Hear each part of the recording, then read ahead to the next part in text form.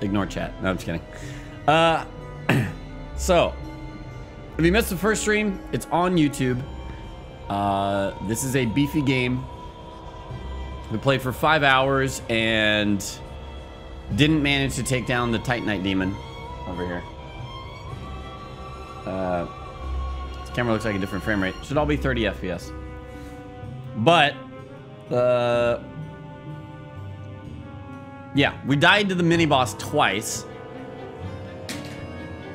The first time was kind of exploration. The second time I just made a pretty bad mistake and got wrecked by the boss. So, back to the bonfire. If you haven't seen the game, I'll try and explain more or less as we go. You mellow, bro. Thanks for the sub. Does the board game include DS Fix? Yes. Mm-hmm. Take us out of emote only. Show off the minis. You'll see the minis plenty as we fight. I mean, here, real quick. Real quick. Which one is it? This one? Here's the mini bosses and the bosses. They're not painted. So they're an ugly gray color. But we've got Outrider Knight, Winged Knight, Gargoyle, Dance through the Boreal Valley, Ornstein, and Smo. And then the mini boss that chat chose for me to fight, which is the Titanite demon. And then we have all of our normal quote enemies over here. We got some sentinels. And then we got crossbow hollows, silver knight swordsmans, undead soldier swordsmans, the big ass axe bros from Dark Souls 3, and some great bowmen. Yeah.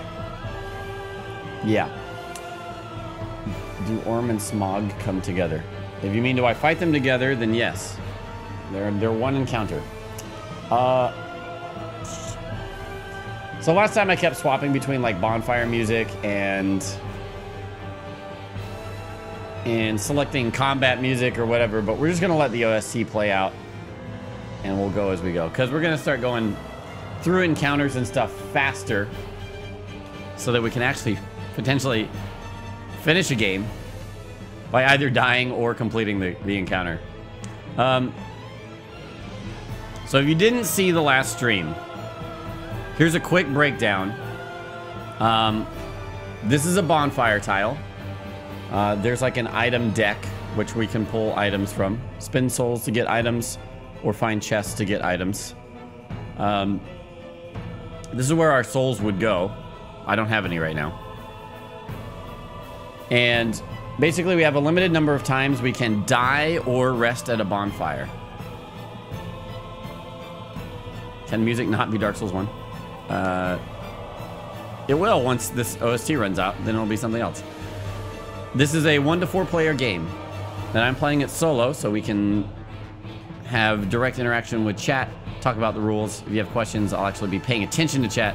Because if it was a multiplayer game, I would be focusing on the people who are here that I'm playing with to try and create an exciting experience. Yeah, I can turn the music down, absolutely.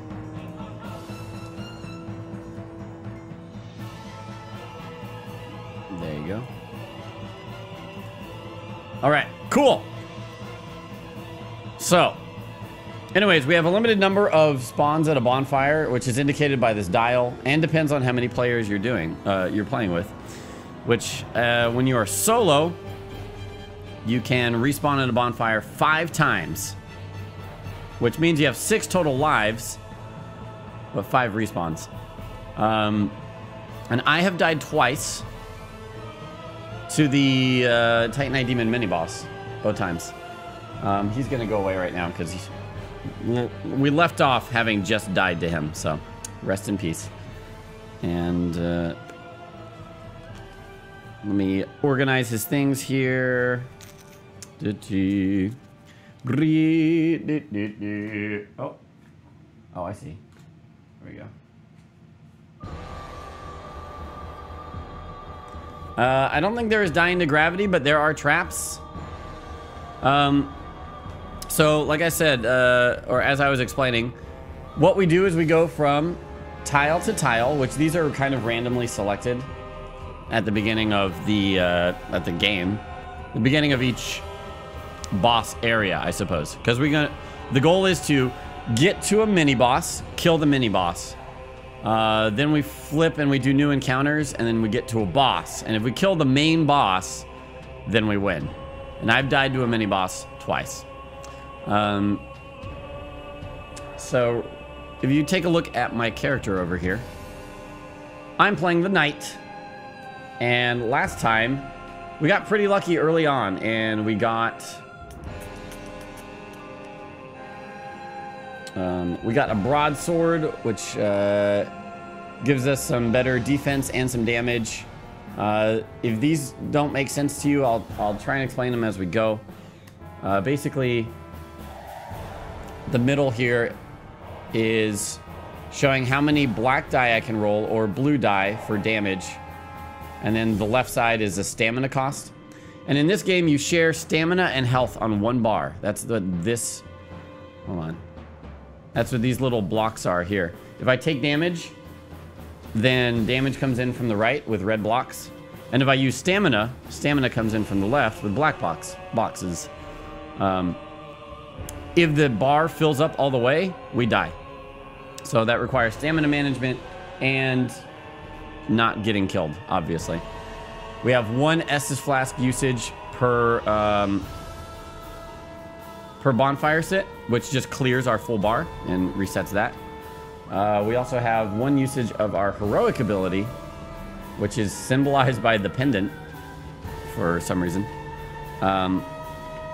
We have inventory slots similar to Dark Souls, the video game, although we don't have as many.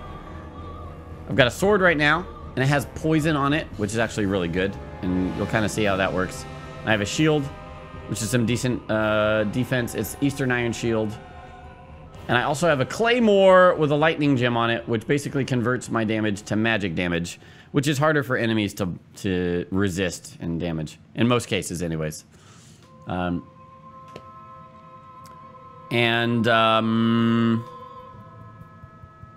Yes.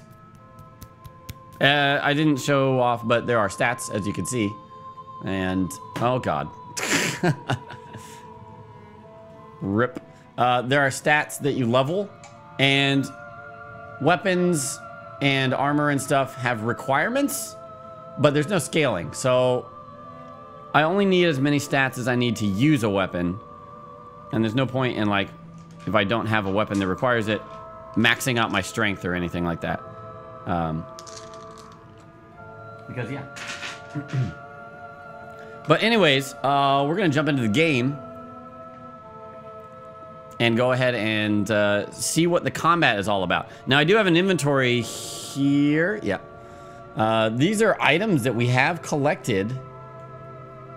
And there are a lot of them, but most of them we are not making use of because they either don't fit our build or we don't have the right stats for yet.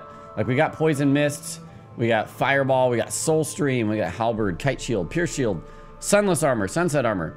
And we might want to invest in some better armor, interestingly enough. With our current build, we can dodge. Most of the time for the first playthrough, we could not dodge. And the way that that works is gear will have a dodge icon.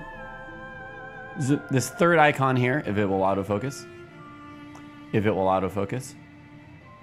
All right, we'll have to do it manually. Come on. All right, oh, there you go. So this dodge icon with the halberd and the arrow here, this gives us one black die to try and dodge abilities. And a black die has, it's the worst die. It has zeros on it, and then ones and twos.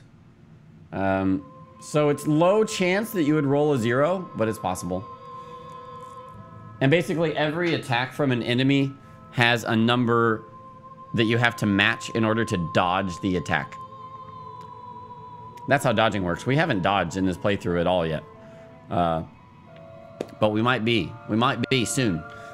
Oh yeah, I'm sorry. I used the green die. God damn it. That's right. I don't know why it was in my head. The green die is actually just a 50-50 die. Where there's 3 dodge and 3 don't dodge. And for the... Oh, that makes it even worse, I think. Yeah. Because if there's a dodge ability or an ability that requires a 2 to dodge, then you have to roll 2 successes on green dice. So 2 50% chances need to make it. And that's about it.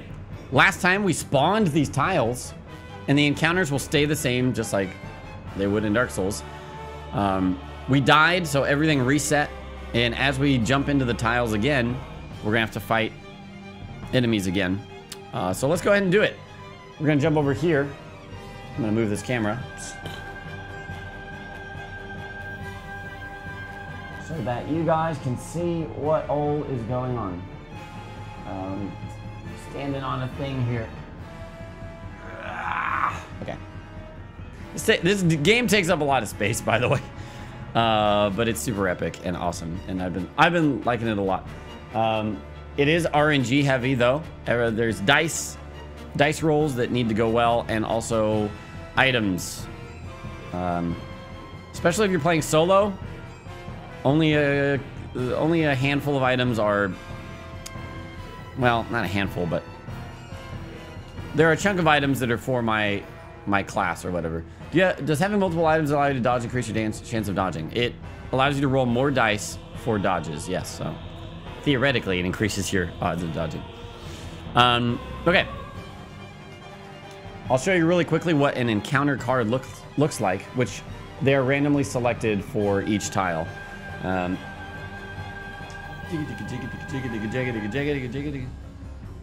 Absolutely, the figurines are paintable, and mine will be painted professionally by a viewer soon enough. The icons on the left signify, or they relate to nodes on the board. If you see, there's red circular nodes there, and there would be purples, but they're actually already covered by things because they got spawned there. They just got spawned there before. So basically what this says is autofocus. Okay, so this spawns 2 sword hollows on this red location, and then 1 crossbow hollow on this other red location. And then this is to spawn a barrel, and this spawns a chest. We already looted the chest, so it does not respawn. Unfortunately. If you find a chest, you get 2 items, which is actually quite good. And if we complete an encounter, we get 2 souls. To level up, the first level up to tier 1 is 2 souls. To tier 2 is 4 souls. And tier 3 is 8 souls. Just to give you an idea of how much investment you would need. We basically need to clear all 4 of these and save our souls to get 1 final level up, 1 tier 3 level up. The nice thing is when we flip to the other side and start fighting the main boss, it resets our bonfire sparks. They're called sparks, which is basically our charges on sitting or dying at a bonfire. This is weird. Yeah, net neutrality stuff. I'm not sure what you're referring to, hi-ho, but if you want to repost or re-ask or whatever, I'll try and catch it this time. In any case, we're going to spawn our enemies, and that was 1 crossbow hollow on this red circle, and then 2 sword hollows over here. What? And I can spawn on any of these nodes to start. I'll start in the middle, just for whatever reasons. Really quickly, I'll go over how enemies work, because enemies have like a set AI, and that is defined by their cards, which looks like this. Their AI is down here in the yellow. Basically, the D-pad represents, like, if they had a controller and they were using the D-pad for movement. So he's gonna move back 1 space on every turn, and then he will attack for 3 magical damage. The magical is, it's got a white background, that means magical. This is his range, which is infinite in this case, so he can attack me from anywhere. And that's all he'll do. This is the dodge icon, so I'd have to roll 1 successful dodge to dodge the attack. And that's about it for a crossbow hollow. To give you a contrasting melee example, these guys move 1 towards me. And then if they are on top of me, essentially, because this is 0 range, then they'll do 4 damage to me and I have to try and block it. So let's see how it goes. The enemies go, and then a player goes. And then the enemies go, and then a player goes. Even if there's 4 players, it's like alternates back and forth, back and forth. Of course this will be on YouTube like the first one, random viewer. The first one was part 1. You only remember seeing bosses move left, right when you played. That doesn't seem right. Well, maybe it depends on your boss. Our Titanite demon, I don't think ever moved left or right. He just moved forward, or turned, whatever. Board games alone are awesome, Mason Evans. The number indicates how many die you need to dodge. You can't roll 1 dice twice. Exactly. Wait, what? Wait, the number indicates how many die you need to dodge. You can't roll 1 die twice. The RPG is not working. I just reset it. I had just reset it. Let me grab the manual here just because I haven't dodged yet, and just in case we decide to.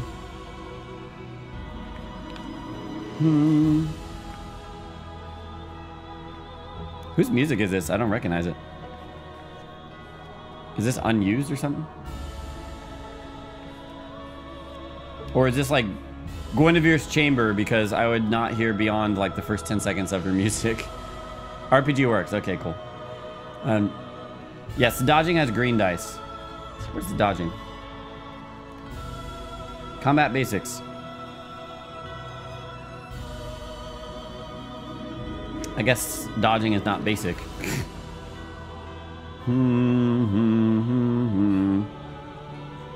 Oh well. If we need to, we'll find it.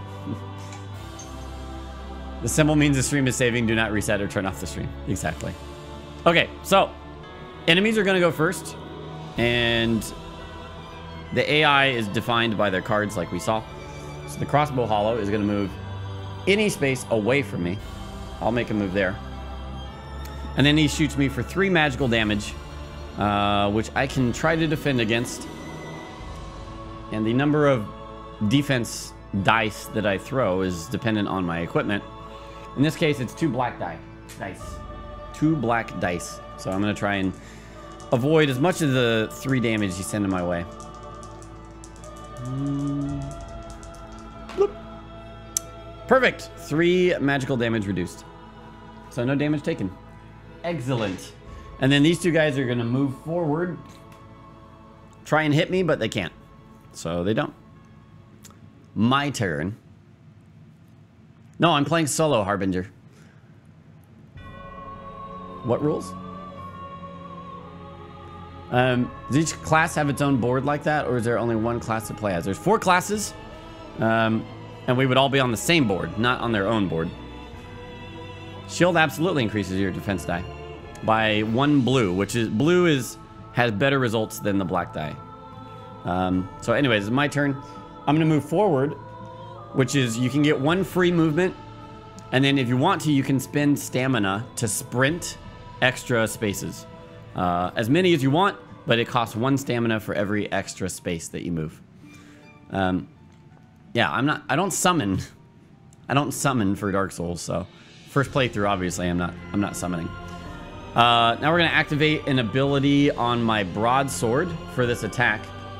I will show you. And this one's a little not unique, but it's nice. So for 0 stamina, I can roll 2 black dice and just deal damage. For 2 stamina, I can move 1 square and then roll 1 black and 1 blue die for my damage. And then for 4 stamina, I can move and roll 2 blue dice, which overall would be more damage, more likely to be more damage. The blues don't have any zeros. It's a minimum of 1, so you're guaranteed to hit. So I'm going to use 2 stamina here by plopping it on my endurance bar, they call it. And I'm going to move forward as part of that attack and attack him with 1 black, 1 blue. Now, I do have an OP enhancement on my sword, which is poison. Even if you don't deal any damage to an enemy, as long as you hit them and they don't dodge you, you deal poison damage to them, which they take 1 damage at the end of their turn. But all of these guys only have 1 health, so all I have to do is... So yeah, in this case, he has 1 defense, I rolled 1 damage, which sucks. That's the minimum for this roll. But he's going to be poisoned. Lump. Which means next round, after his turn, he will die. But he still gets another attack, so that kind of sucks. Kind of sucks. So, it's their turn. So, he's going to move away. Blah. And he's going to shoot at me, which is 3 damage. I need to try to defend with 2 black dice. I defend again. Full defense. 3 magical defense. Excellent. Doing well. Doing well. And then, I don't think so, Jiminy. That's not what the rule said. And these guys are going to move forward, closer towards me. Blump. And they're not going to be able to hit me from there. Oh, and this guy's turn ended, so he took poison damage. He only has 1 health, so he dies. Rest and rip, crossbowman. Rigged. All right. So it's my turn, and at the beginning of the player's turn, you restore 2 stamina. So I get 2 stamina back. I'm going to move onto the same space as them. You can only have 3 units on 1 space. But that's 3, so we're okay. And I'm going to attack normally with 2 black dice. They have 1 physical defense. But I killed 1 because I rolled 3 damage. So that gets through their defense. Dead. And their turn. He's just going to attack me. I'm not making up rules. We went over all the rules last time. He's going to attack me for 4 damage, but it's physical, which I have improved our physical defense quite a bit. So we roll 2 blues and a black die.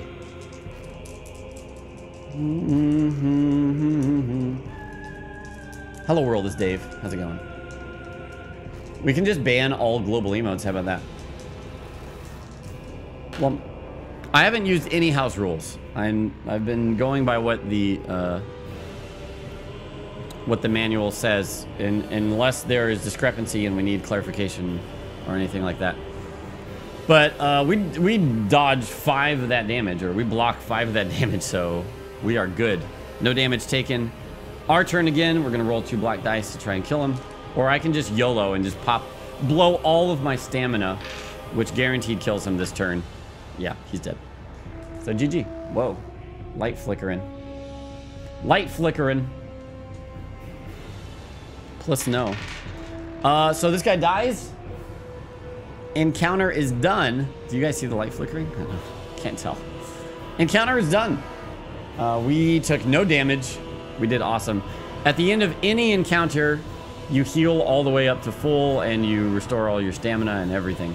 So even if we had taken almost all of our health and damage, we get healed back and we're good.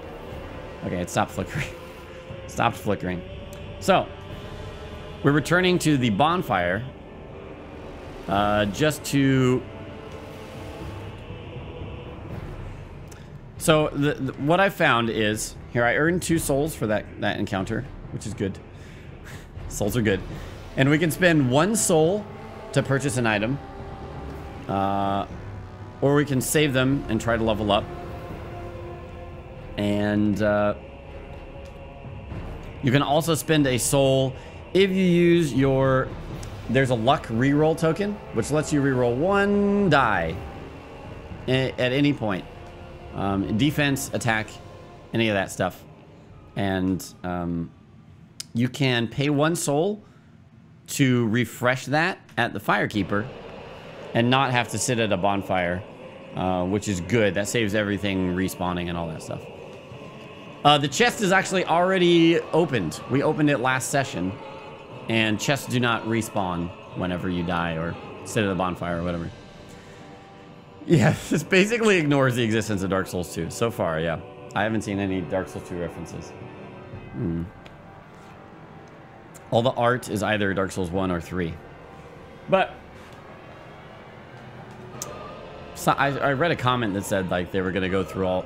Include areas from all games, but we'll see. We'll see. Optional DS2 content that nobody will buy. Just kidding. Just kidding. Okay. So we completed that encounter. Got our souls. And, oh yeah. What I was saying is... Basically, it seems like I want to pull as many items as I can until I find 1 or 2 that I really want to level for. And get my stats an appropriate spot for. Because leveling has no purpose if I don't have any items that I need to use through that. And there's not really anything else to spend souls on, so I'm going to purchase items. So let's go ahead and pick. And I got worker armor. So this requires 12 strength, 12 across the board. 12 strength, 12 dex, 12 int, 12 faith. It is 1 black defense for magic and physical. Gives me 1 chance to dodge. And then this bottom right icon is upgrade slots, because you can upgrade weapons. Or upgrade armor and weapons. But we have not found any... Oh, no. Yeah, we have not found any armor upgrades. Depending on how good armor upgrades are, I may want to swap armors at some point. But... Because our knight armor right now cannot be upgraded. That's just our starting equipment. But it's pretty good as it is. But we'll see. Armor, your eyes. Armor upgrade, Dark Souls 1 / Dark Souls 2. Sure. Sure. No fashion soul stat. Nope. Sorry. I mean, there's the cards that have fashion on them. There's no fashion soul stat in regular souls, but it still exists. Anyways, we're going to go on to now a medium encounter. The way that this board was spawned, this was the easy encounter, and then there's 3 medium encounters. I've already fought these encounters, so I more or less know how to handle them, and then it's just we're at the mercy of the dice to see how that works out. So let me bring this over here.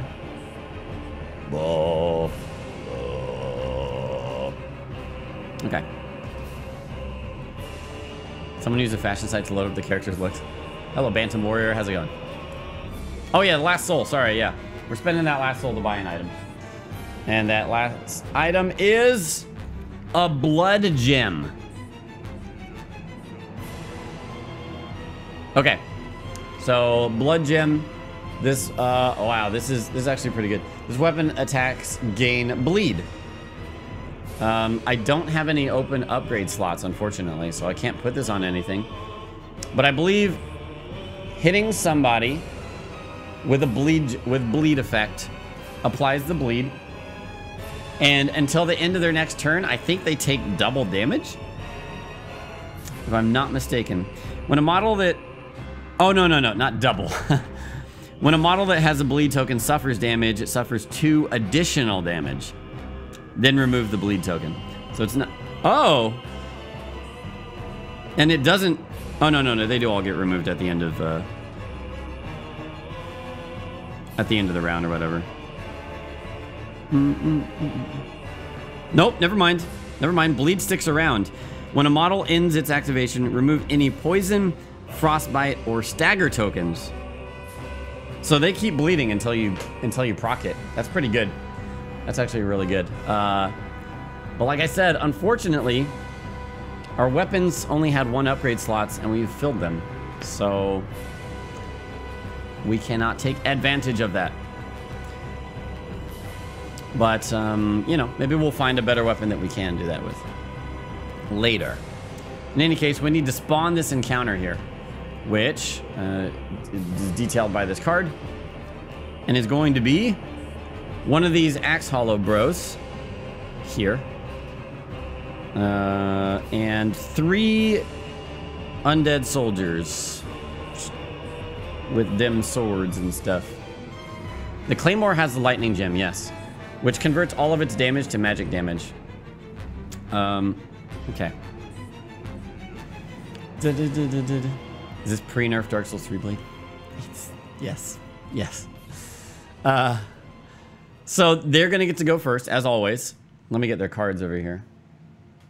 I mean, I'm pretty sure I remember what they do at this point. Where's the big guy? Oh, there he is. Large Hollow Soldier. So the Large Hollow Soldier will move forward and try and push me. And if he pushes me, it deals 5 damage.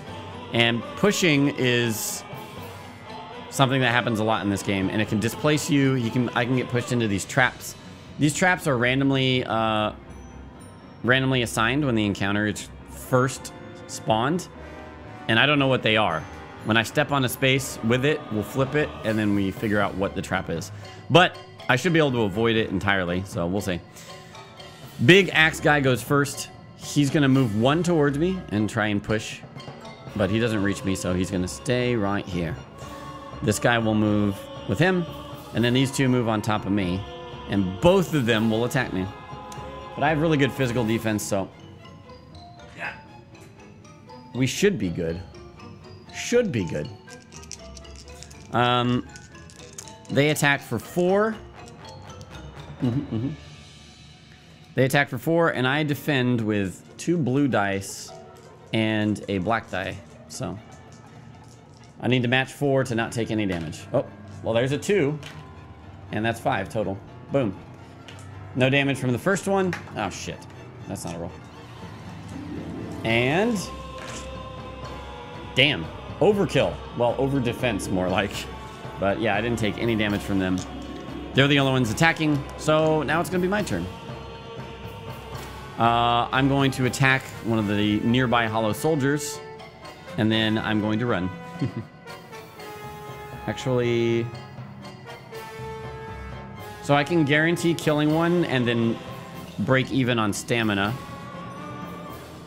I'm going to do my 2 stamina cost attack just to make sure that he dies right now.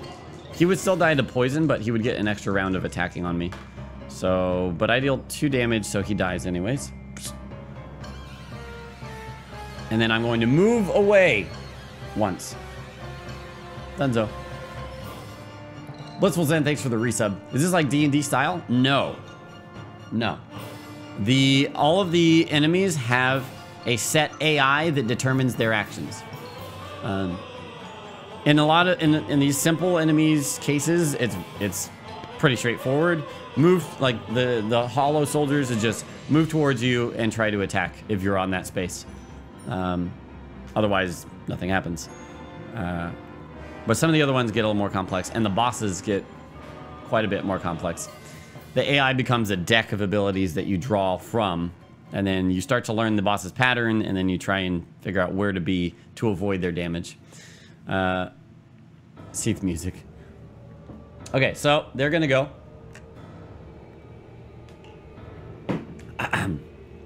Big bro's gonna try and come towards me here, but he doesn't reach me, so he doesn't hit me.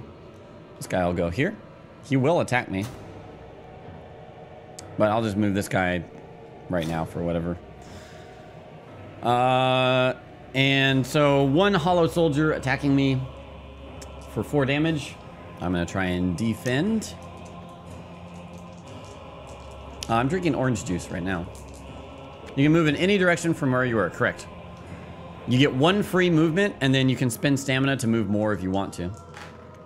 I defend perfectly, 4 block, so no damage taken. We're upgraded, so we're pretty defensive. Not, yeah, we're, let me see. Oh, I don't remember what the longsword defense was. I think it was just 1 black, but yeah. We got pretty good defense, especially against the easiest enemies in the game, so. No problem. Defended. And I'm going to take my turn. I'm going to attack the hollow that's near me. And... oh, I didn't... I didn't actually put in my stamina cost last round. Which would have been like that. Again, if these fill up... this is where my stamina expenditure goes. And if I take damage... they're red cubes from this side. And if the bar fills up, I die. But at the beginning of each round, you heal 2 stamina. You restore 2 stamina, so I'm going to do that. And then I'm going to attack this guy. 2 black dice. Lump. I deal 3 damage. He has 1 defense. He dies. Plop. He only has 1 health or whatever. And then what I'm going to do is I'm going to move once, and then I'm going to spend 1 stamina to move again. And this has kind of been my strategy since the first time I did this encounter, and it works out pretty well because I just kite the big guy, and he doesn't ever really manage to catch me. Oops. But now that I'm thinking about it, he might catch me, but that's not a big deal. So it's their turn. He's going to move here, try and get closer to me. And the little guy is also going to move and try and get closer to me. But I forgot that we have a claymore that is OP and can attack from 1 space away. So we're going to swap our broadsword out for our claymore. And our claymore does some sick, nasty damage. Bling. And it's also magical damage, so most creatures don't have very good magical defenses. The trade-off here is I lose a lot of defense if I swap to the claymore. But I've done that now. And let's see. So the claymore... I'm trying to think. Oh, I heal stamina at the top of the round. And then I can YOLO... I can do some YOLO damage. Let's go ahead and do it. I'm going to try and take out the big boy. The big axeman. Which costs... This super attack costs 4 stamina. It's like a charged R2, right? The charged R2 attack. Which deals... I'll show you the claymore. Fine. Link. This screen. Screen. Here you go. So, 1 stamina cost. Like, you have to use stamina to use the claymore. And it'll do 2 blue dice, which is the medium quality dice, plus 1. So no matter what, we do 1 damage. The 4 stamina is 2 orange dice plus 1, which the orange dice go up to 4 damage on each. And I think there's still a 1. Yeah, there's 1 1, 2 2s, and a 3 and a 4, I think. Oh, there's 2 3s. Yeah. 1 1, 2 2s, 2 3s, and a 4. 2 3s and a 4. So it's good damage. And like I said, we have a lightning gem on it, so it deals magical damage. Yeah. This guy has no magic defense, so by default, we are doing 1 damage to him. Loop. By default, we are doing 1 damage to him. The minimum on the dice is 1 each. So our minimum damage on him will be 3. And our max will be, well, a lot. It would be 9. So 5 plus the 1. He only has 5 health, so he's dead. Wrecked. Costs us a lot of stamina, but that's okay. We'll regen stamina as we go. So he dead. And then I'm going to move 1 space away. because the other guy would potentially still chase me. This game sits a bit overly complex. It's a board... No, it's just a board game. It's not that complex. Anything seems complex when you don't know what's going on. Dark Souls, the video game, is extremely complex, even when you do know what's going on. But, yeah, it gets more complex when you get to the boss fights, because they have a really interesting AI system. Anyways, it's the Hollow's turn. He's going to move towards me, noting that enemies do not trigger traps, so he will not activate that, whatever it might be. Stand on that shit. Whatever. But he can't reach me from there, so he does not hit me. And I'm going to take my turn, restore 2 stamina, and then I get to attack him from far away with the claymore, which will cost me 1 stamina, but is guaranteed to kill him because he only has 1 health. So rest in peace. Yeah, we fucked him up. And we completed another encounter without taking damage. We've got the strats for these encounters. What happens is there's a lot of different encounters. There's 3 separate decks for encounters over here. 1, 2, 3.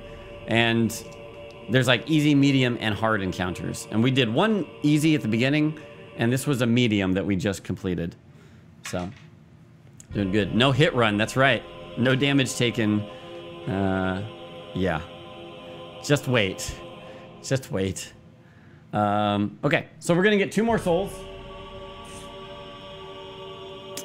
And you know what? I think I'm gonna start actually saving up souls to invest in improving our armor. And which was the armor? Was it Sunless? Let me see here. Actually,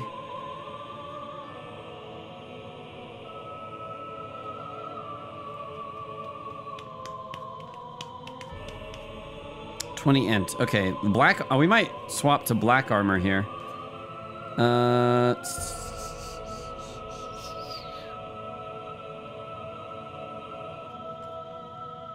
Whoa. Oh man, that's a lot, man. Sunset armor is really good, but we would need maximum faith in order to use it.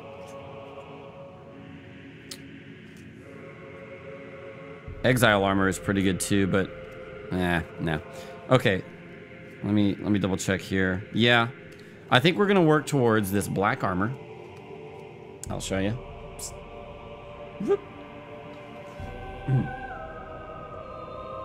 So I guess we'll compare armors here. The knight armor. Let's see if I can do this. Focus, please.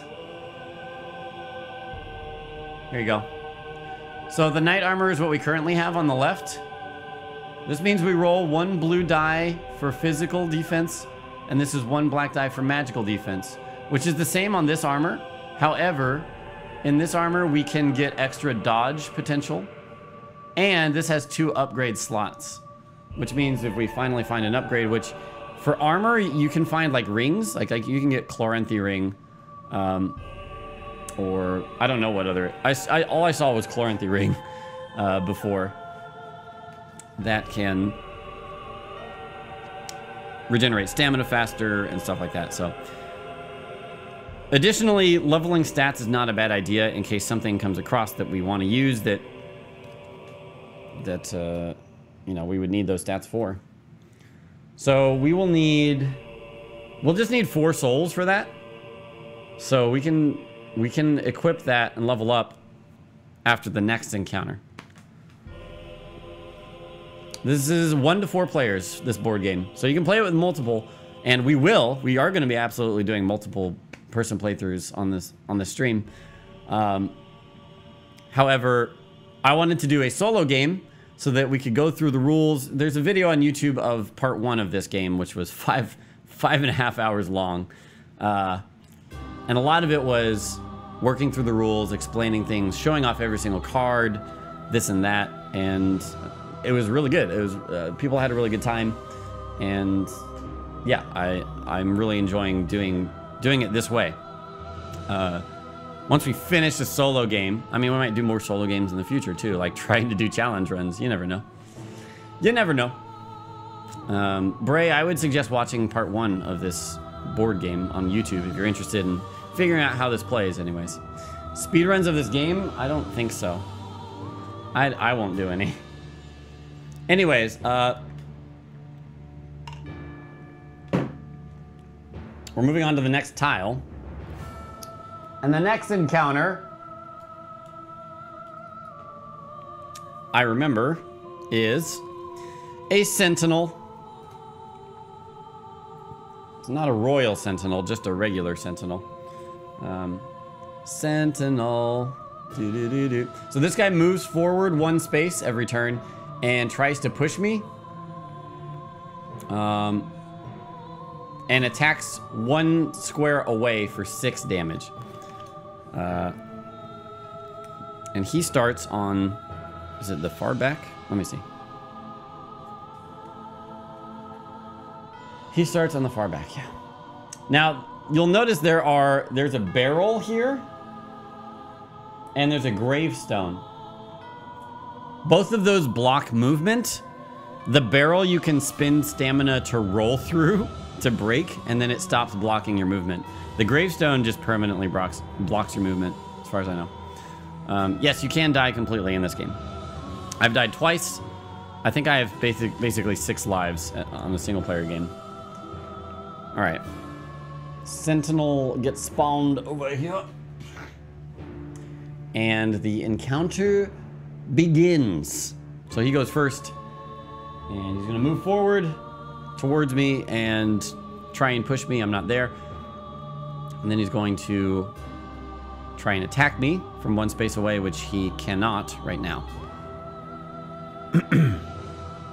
So, last time we did this, we got really close to dying. And I had to... I think we used Claymore strats and kind of YOLO'd. And I took a lot of damage and ended up having to... Oh no, I re-rolled is what I did. Re-rolled something.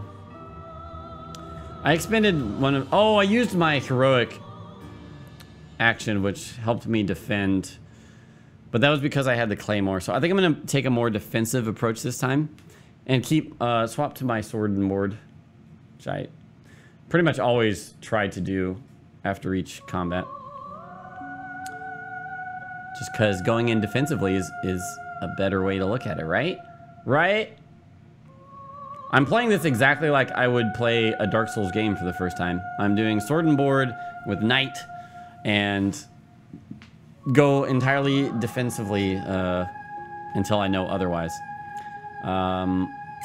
He's got high defense, but we do deal that poison damage, and he's also got 10 health, so we will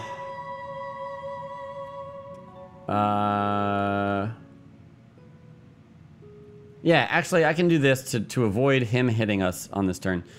I'm going to use my broadsword's ability to move forward and do an attack. That does not use up any of my movement. And it also deals a little bit extra damage. Let's see what we roll. 2 damage, which unfortunately is exactly how much defense he has. But we do get to apply poison. That uses 2 of my stamina. Lump.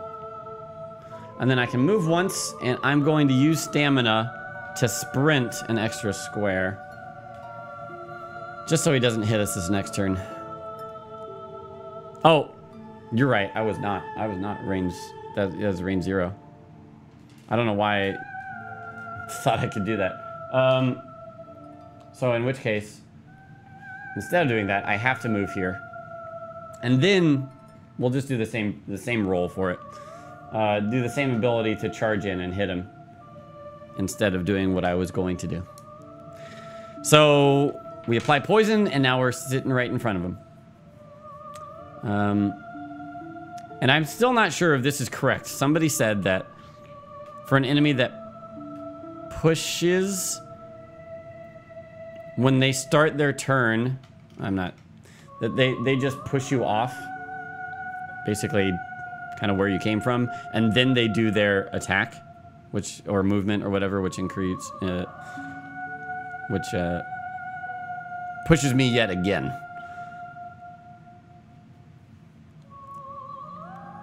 Yeah, I used 2 stamina. So he pushed me, and then he's going to do his push again, and then attack for 6 damage. So we're gonna see how we defend against that. Luckily, we have better. Is it better physical defense this time? I don't know.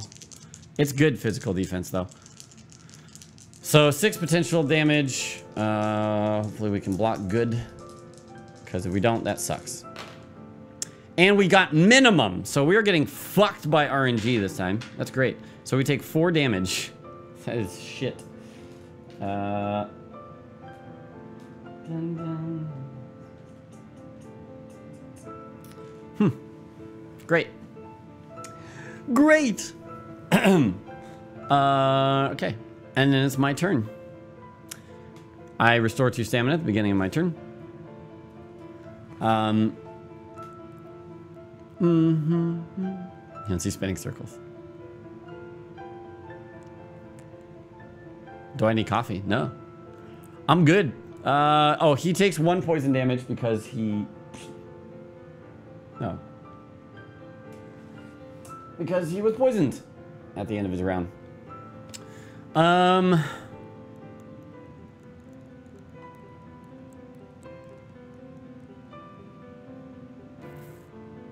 right, so I think we're gonna have to go a stamina slow route. He doesn't have as much magical defense anyways, and I think this is what I should have done the whole time. Didn't really remember what we were doing last time, but we're gonna swap to Claymore, which means our defenses get even lower. So hopefully he doesn't hit us. But I'm going to attack him. Hold on. Brum, brum, brum. Yeah. Yeah, it's better to use my stamina. So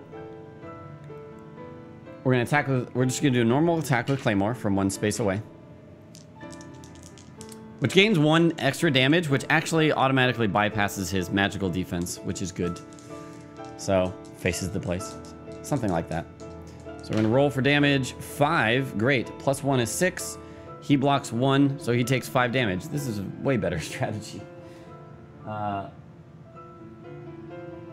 so when we die to Titanite Demon again, use this strategy. Dun, dun, dun, dun, dun, dun, dun. I think I put the lightning gem into the Claymore after this guy last time. So I don't think we had gotten to this point with a lightning Claymore before. Okay, that uses 1 stamina for the Claymore attack. Then I'm going to move for free. And then I need to move 2 away, which costs 2 stamina. That's okay. We will earn it back. And then it's up to him where to go, really. So he wants to move closer to me and then try and push, which he won't be able to this turn. He's going to go this way. Kind of the same way he was following me. And he can't reach me from there. He can reach 1 square, or 1 node. But he doesn't. I'm putting the damage tokens on the enemy so you guys can see it, because you don't see the character card. Plus, sometimes there are more than 1. Like, for example, there were 3 hollow soldiers in the previous encounter, and there's only 1 hollow soldier card that just dictates how they move. So that's where we keep the damage. So top of my turn, gonna restore 2 stamina.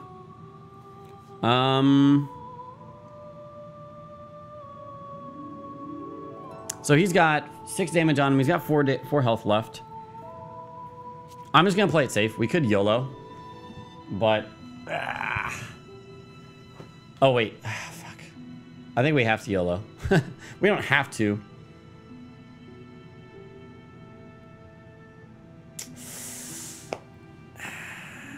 Because you cannot move, attack, and then move again. So we have to move in. I mean, I could play this super defensively and then put on sword and board and then wait for him to get... But I would still have to eat and attack just with better defense. So hopefully we can just kill him here, right? So let's pop 4 stamina, because if this doesn't work, we're probably dead. No, we're definitely dead if this doesn't work. So, let's kill him. Yeah, 2 of these enemies would suck a lot. So we have 1 damage right off the bat. We need to roll a 4. We need to roll a 4. You can get a single 4 on one of these orange dice, which are awesome. But we'll see. Let's see. Okay. Well, we're gonna die because we rolled 3 damage, which is how much he takes. He has got 1 health left. I'm not even gonna really put the health on him, because he's going to attack for 6 damage, and we cannot match that. We cannot defend against 6 damage. So we die. We die. And we drop our souls. This is the first time we're dropping our souls. Drink, drink. And this is also the first time we've died to a normal enemy. Rip. Though it's been close. It was close before. Nope, I can't Estus. Can't Estus on not my turn. Blue, blue, blue, blue. I made my choices. You died. Yup. Pretty much. So, everything resets. I lose a charge of the bonfire, which we're down to 2 now, which means I can respawn 2 more times. The coin wouldn't... Well, I mean, the coin would do a damage thing. It's okay. Don't worry about it. This is a game where you die. It's fine to die.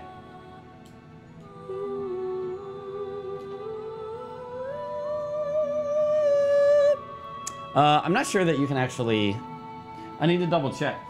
Because you can refresh your coin at the Firekeeper, but I'm not sure if you can refresh the coin when you just respawn.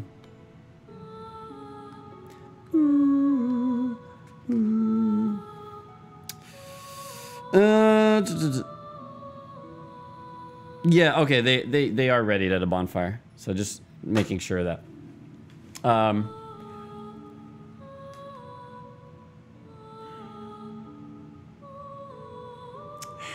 The thing is, here's the thing.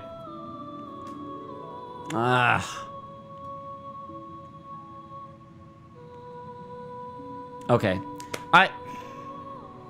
I can survive this. I can survive this, and it's worth giving it a shot. Just so I earn the souls from the encounter, otherwise it's a wasted encounter. So let me do this real quick. Where did my character go? There he is. Save the internet then. We can save this. But I have to blow everything, and the reason I didn't want to blow everything was I didn't want to blow it for the mini-boss. But if I am satisfied with just going back and resting after these encounters anyways, then we'll play it like that. So he's got 1 health left. I had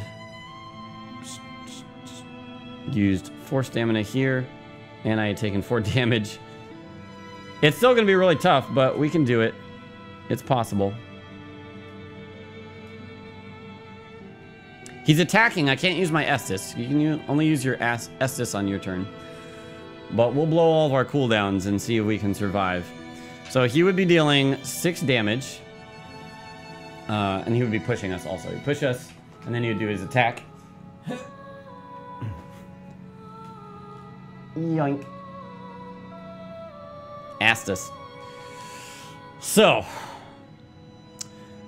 by default, I will roll 1 blue and 1 black, which is impossible for me to succeed on the defense, but I can use my stand fast ability to add another blue, which makes it possible, and I have a reroll if necessary.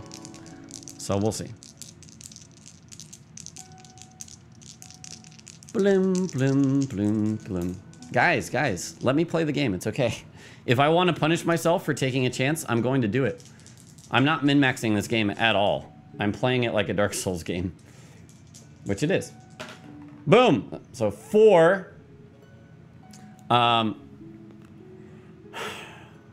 So that will not save me. However, and unfortunately, it's an equal chance.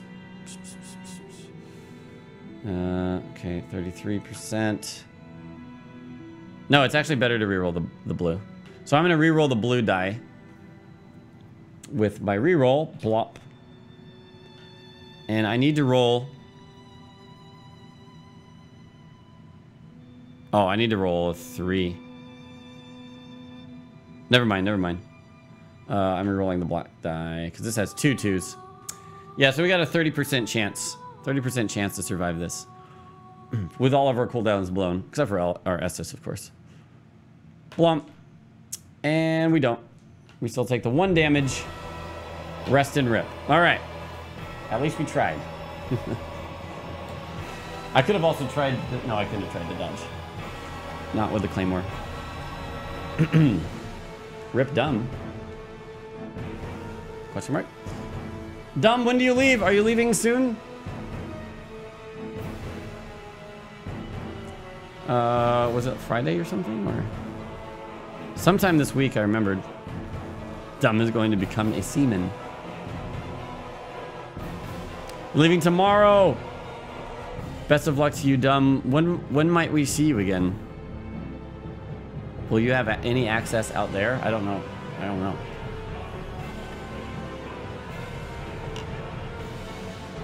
Why didn't I re-roll the orange die? We were already past that point. What happened, happened. Probably mid-October. Okay, buddy. Okay, buddy. We will miss you. Thank you for being a great stream mod and person and friend. Okay. Yeah, I played this much better last time because I was going slowly, and now I'm trying to like rush through the areas. So appropriately, I'm getting punished for it, and that's okay because that's Dark Souls. The way that I play board games and things like that, especially if it's like the focus is on me being affected by this. It's like if I fuck up, whoops, I fucked up. No going back. I did a bad. And that's what happens is I fucked up and I died. And that's okay. That's okay, because that's what the game is about. It's sometimes you die. To always win would be incredibly boring, in my opinion. Now we're back to the bonfire. We dropped our souls. Everything resets. Vloop. Vloop. I'm gonna go back sword and board for now. Bomb, bomb.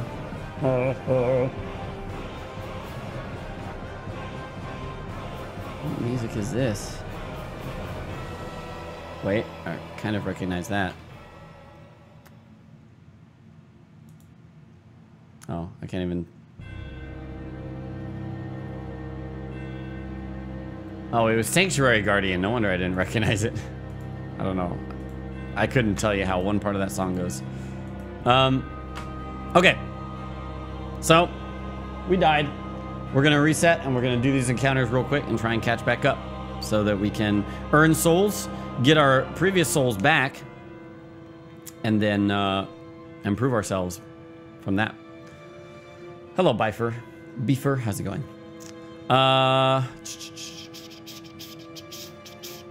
Cool. Let's spawn the same encounter that we did just before this, which was one hollow crossbow man, 2 soldier bros. I don't think I'm forgetting anything else. Yeah. So go. This guy's moving back. He's gonna shoot 3 magical damage at me, so we need to defend against that, which is 2 black dice. 2 black dice. Probably gonna do worse this time. Doesn't really matter. Nope, we did better this time. We rolled 4, so get fucked. These guys will move towards me. And then I will move once for free and do my charge attack for 2 stamina to get in there. That guaranteed kills him. Block. I'll roll the dice in case anybody was curious. 3 damage. Did. Their turns. They move up. I do not.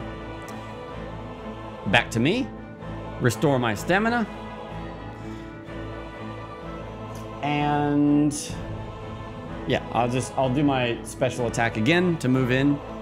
Guaranteed kill one of the dudes. Yep, he's dead. Cost me 2 stamina. Booyah.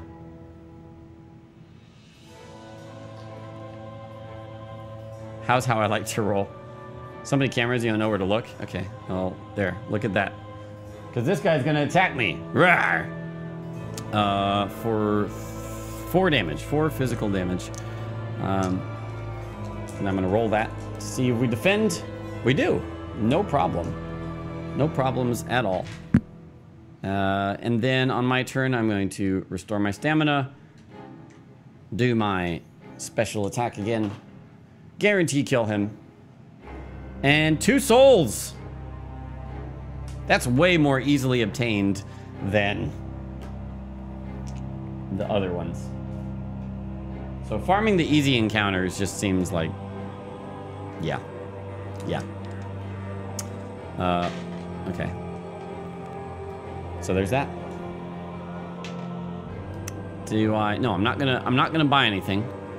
When we complete the next encounter, I can actually upgrade and get that armor, equip that new armor. Though it won't help us immediately, I think.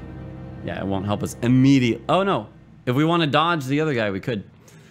So, anyways, we'll see. Moving to the next tile. I need 1 camera for every single tile. I'm just kidding. Spawning this place up. I'm gonna start here actually, because I forgot you can start anywhere along the wall. So we can start away from these guys. And actually no, I'm gonna start here. I like them being able to jump on me immediately so I can get hits and run. I don't know. Makes things more exciting. Not a sentinel. It's not a sentinel. Get a dice tower with its own camera. All right. So when do you go to the next encounter after defeating a boss? This is 1 encounter. Once you complete the encounter, then you explore and you check out new tiles. So you find the fog gate, which has a mini boss. Once you defeat the mini boss, you flip over and you spawn entirely new encounters and head towards a boss. Okay, no, it's not a sentinel. So they're gonna go first. This guy tries to move forward and push me, but he cannot reach me. This guy tries to move forward and hit me. These 2 will rush on top of me immediately and take attacks on me. But I defend against 4 damage with my myriad of dice. 6 defense on the first attack. No damage taken. And another 6. So no damage taken at all. Good. My turn now. I'm going to use 2 of my stamina to do my my mid stamina attack, which, as we've learned, guaranteed kills things with 1 health and 1 defense. Because I can roll a... Well, I guess it doesn't guarantee. He would get poisoned and then he would die, but I can't guarantee that he would die immediately. And I'm gonna back off. So it's their turns again. All this good luck on the easy stuff. Yeah, I don't know, whatever. Their turns again. This guy goes first. He's gonna go across. This guy goes here. This guy will go here this time, just to, I don't know, play it out differently, I suppose. Yeah.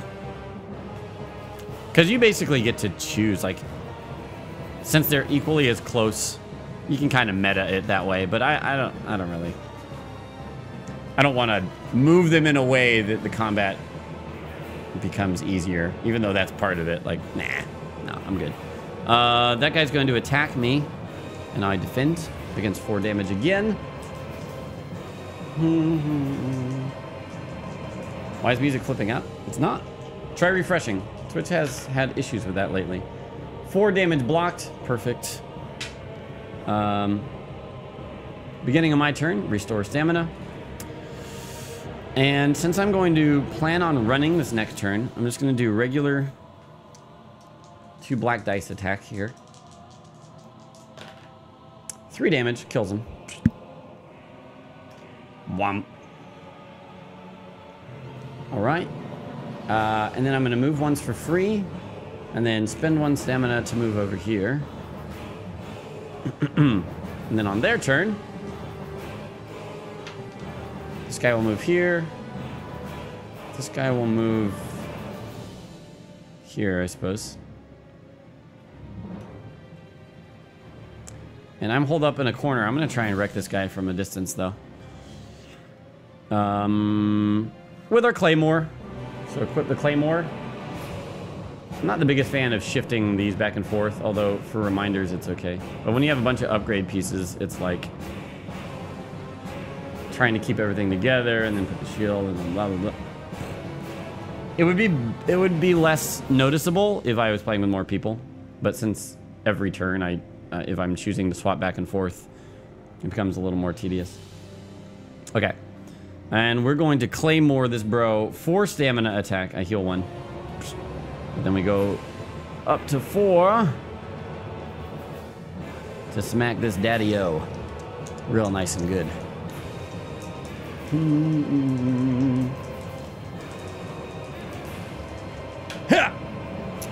So we deal 4 damage plus the 1. I don't think he has magical resistance. Nope, he doesn't. So that is 5 damage, which is his health, and he dies. Blah! Now it's just a simple hollow man. He tries to come towards me. He does not attack me. I heal 2 stamina. I use 1 to attack with the Claymore's normal attack, and he guaranteed explodes. Yes. Overkill! Alright, so we're back to the Sentinel encounter. Not quite yet, though, because... Whoa. Whew. Because we earned 2 more souls.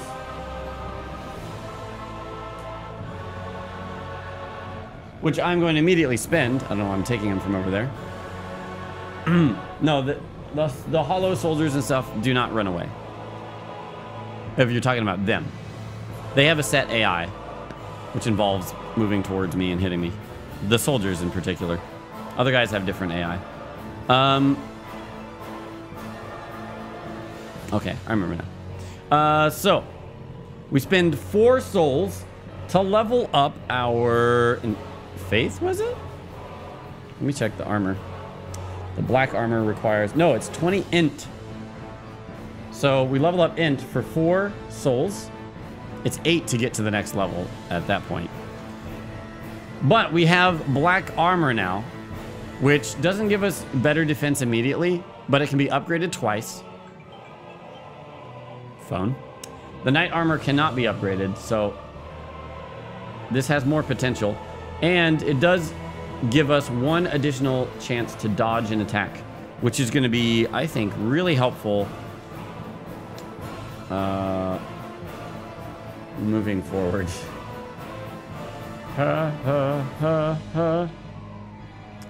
So,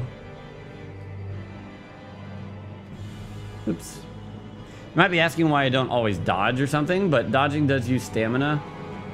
And if you miss the dodge, if you fail the dodge, then you take all of the damage. So it's a bit risky. It's a bit risky. I don't know if this game has partaking.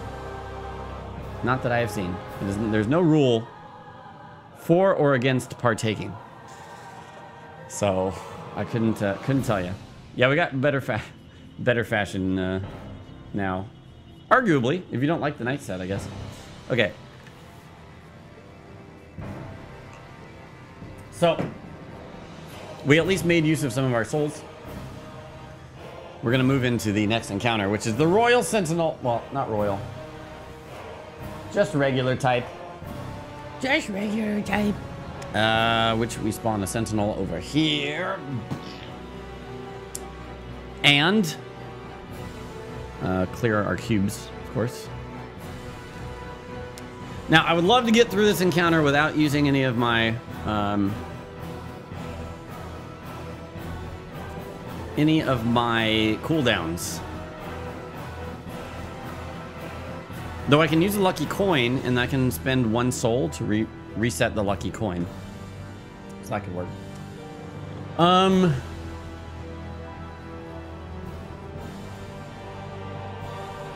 So what I need to do is essentially take a turn where I block against him with my sword and board. Then swap to Claymore, hit him, and then run the fuck away. Then swap to sword and board, get in, maybe do an attack and block him. Then swap to Claymore again and bash him and run away. I think that's what we got to do. Because I can't just kite him forever with Claymore. Well, I guess I can. Yeah, this is the thing that I noticed would be great last time. It just cost me a lot of stamina, but if I can avoid damage the entire time, then it doesn't matter if I'm using a lot of stamina. Yeah. Yeah. Oh, wait. No, I can't because I cannot move in,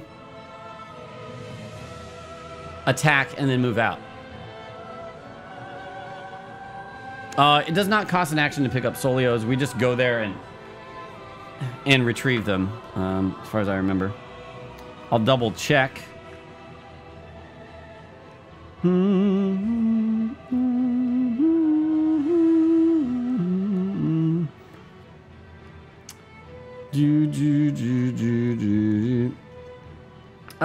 Encounters, ending an encounter.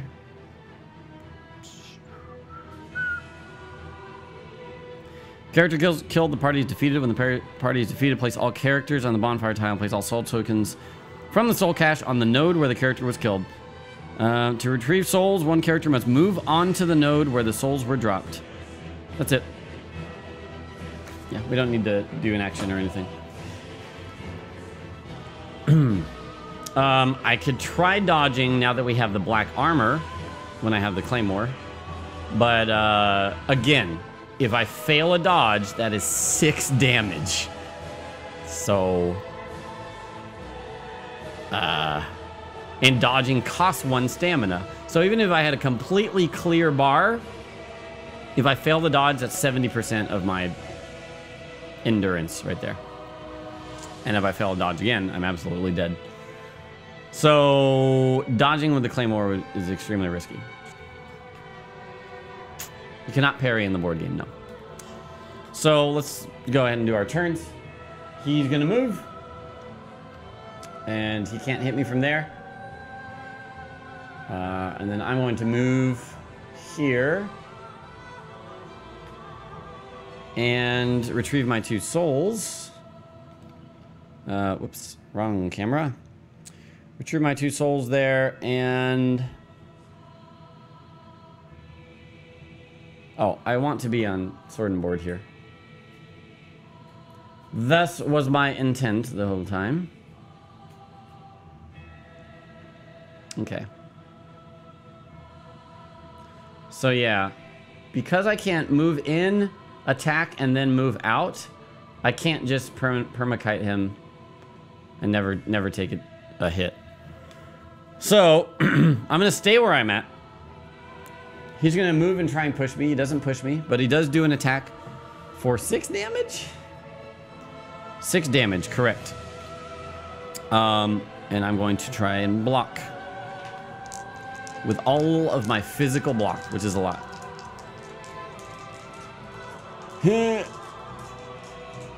Whoosh. Boom, 6 total.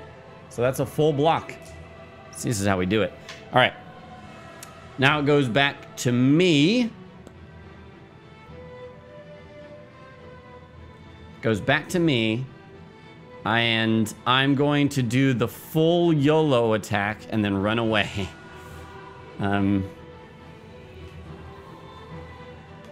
Right? Yeah, I can regen stam as necessary. And avoiding as much damage as possible might be a little cheesy, but I can do it. Just to get all my stamina back and...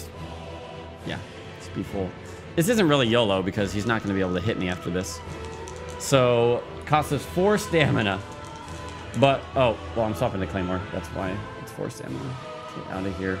See what I mean? Like, on a fight like this where I'm swap. And especially playing solo, like, I would know what my intent was. So I wouldn't... if I wasn't streaming this, I would just be like, yeah, I'm attacking with my Claymore. That's it. Okay. Anyways, big bad boy dice. He has lower magical defense anyways, which is great. So let's see. Holy shit! Well, that is 9 damage to him. He reduces it by 1, and he takes 8. Yeah, the YOLO is real. We're guaranteed to kill him. That's max damage, by the way, on the Claymore. Okay. So we can kill him with the lightest Claymore tap. We are guaranteed to kill him with the easiest Claymore attack. So we just need to not get hit, essentially. So I'm gonna move and then spend an extra stamina to run the fuck away. So that cost me 5 total, but we'll regen that stam. All right, his turn. He's gonna move 1 to get closer to me. This stuff blocks his movement, so I can kite him around it a bit. He cannot attack me from there, so GG. My turn. I restore 2 stamina, and then I run away because I'm a pansy. He moves. He can't hit me from there. I restore 2 stamina. Then I move in and do the normal Claymore attack here. Yep, plenty of damage. You can attack and then move after. Yes, that's what I did on the huge attack. But I have to be close enough to him to attack when I start, which means I would have been attacked by him last round. So he's dead. Big time deads. All right. We gain 2 extra souls. 2 extra souls. All right. Now,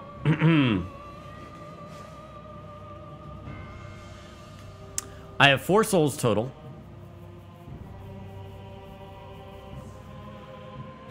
Let me look through my items and see if there's anything that I want to level up to use. Because there are spells.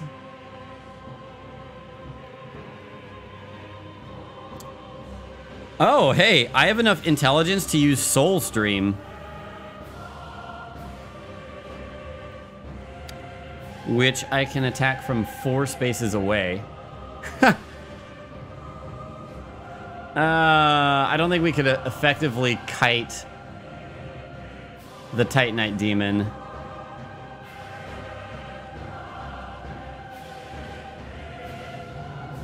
And that uses a lot of stamina. And it could still do not a whole lot of damage is the thing. It's nowhere near as much damage as a weapon.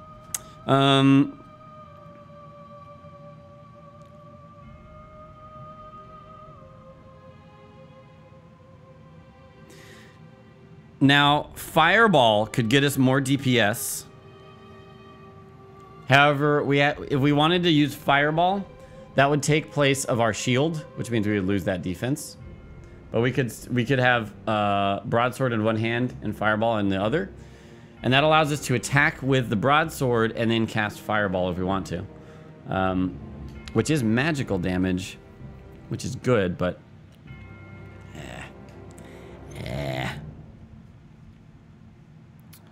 Okay, what is the...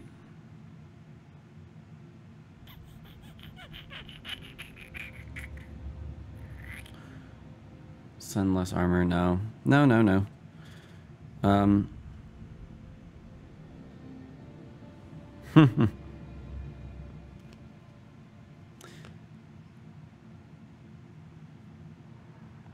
There's also force. I'm not sure that you can push mini bosses or bosses. I don't think you can. But this is kind of awesome. It's got 2 range on it, so you can do it from far away. And if you spend stamina, you can push something 2 squares back. So we could like attack Titanite Demon and then push him back 2 just to get him away from us. Once we kind of know what attacks he's about to do. Nothing else here really makes me want to do this. So what I think I'm going to do is I'm going to pick 2 items right now. We're going to go back to the bonfire and see what we can grab. So 1 soul for 1 item. Hello, leader of the wolf pack. Yeah, this is going. The only thing that can push a boss is another boss. Okay. Noted. Uh-oh. Oh, dang it.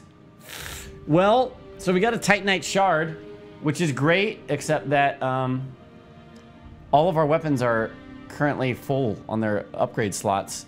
This weapon's attack gains +1 damage, which is really cool. Damn. If our broadsword had 1 more slot, that would be amazing. On the plus side, if we find another weapon that we like better, we have the Titanite shard. Yeah, I know, it's a chunked graphic, but whatever. Oh no! I purchased 1 more item, and it's another Titanite shard. Rip shuffling.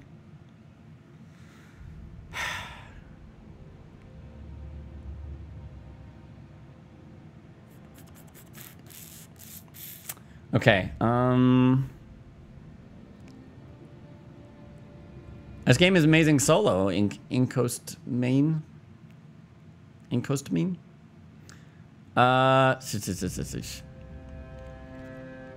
So here's what I'm debating is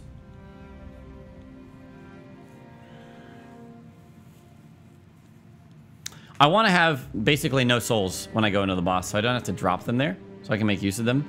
So I think what I'm gonna do is pull 2 items and then wait for the last encounter, because I'll get 2 more souls. If I need to, I can level Faith once with 2 souls. But maybe I won't need to, and maybe I can just pull even more items. So we'll see. I'm going to pull 2 more items.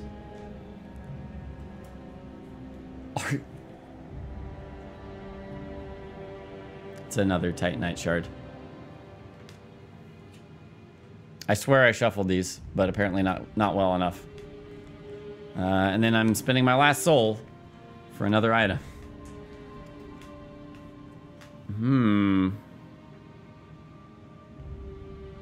It's a great axe. It's a great axe.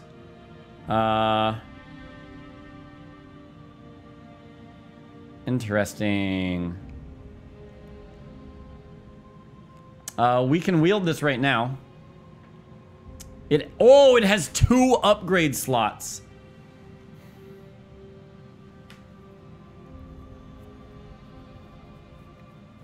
And it's more defensive than the Claymore. It gives us a blue defense die on physical damage. There. 2 upgrade slots, which means we could put bleed and an upgrade. Because bleed's really good. That means when it takes damage, it takes 2 more damage. Or we can just do Great Axe +2. And that would be kind of more geared towards doing... Oh, you're right. I can't use it. You're right. I need 1 more strength upgrade. Yeah, I can't use it. We would need to save the souls from an entire encounter clear. Yeah. So if we clear the entire board minus the mini boss, it's 8 souls, which is how many souls it is to level up strength. So you can carry 3 weapons on you at a time. PS Woofer.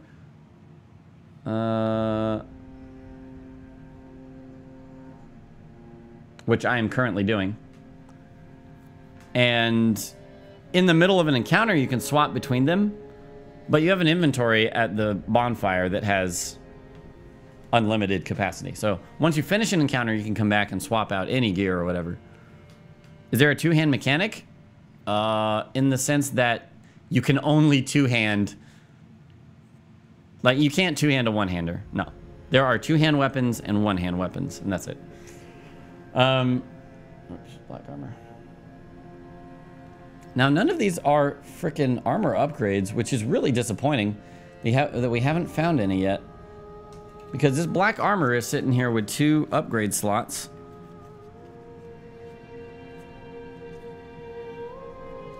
Yeah.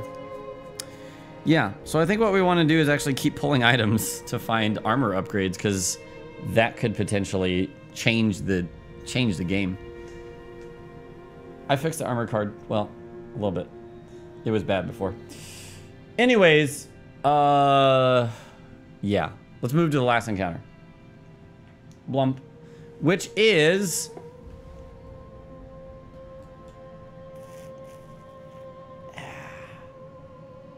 right there.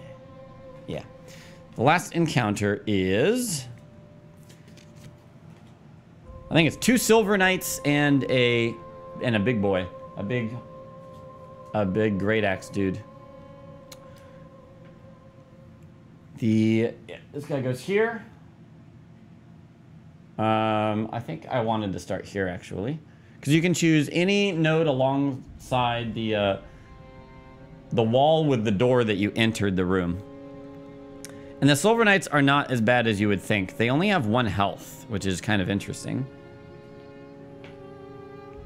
But they have decent defense and pretty good damage. They deal 5 physical damage. What's the other guy? The big axe, bro. Large hollow soldier. Okay. Okay. Oh, and the swordsman moved 2 squares. So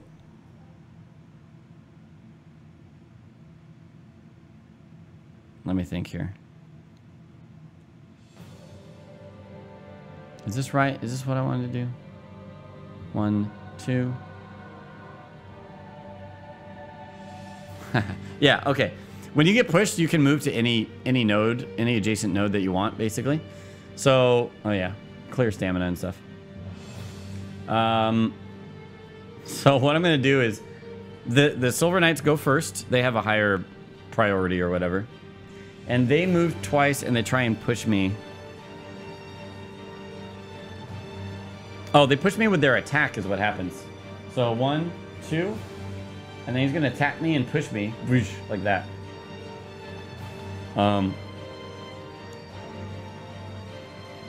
So I need to defend against a 5 damage physical attack. The music. All right. 5. Nice. Full block on that guy. The next one is going to go. He's going to move here. And he's going to attack / push me. And I'm going to make him push me here.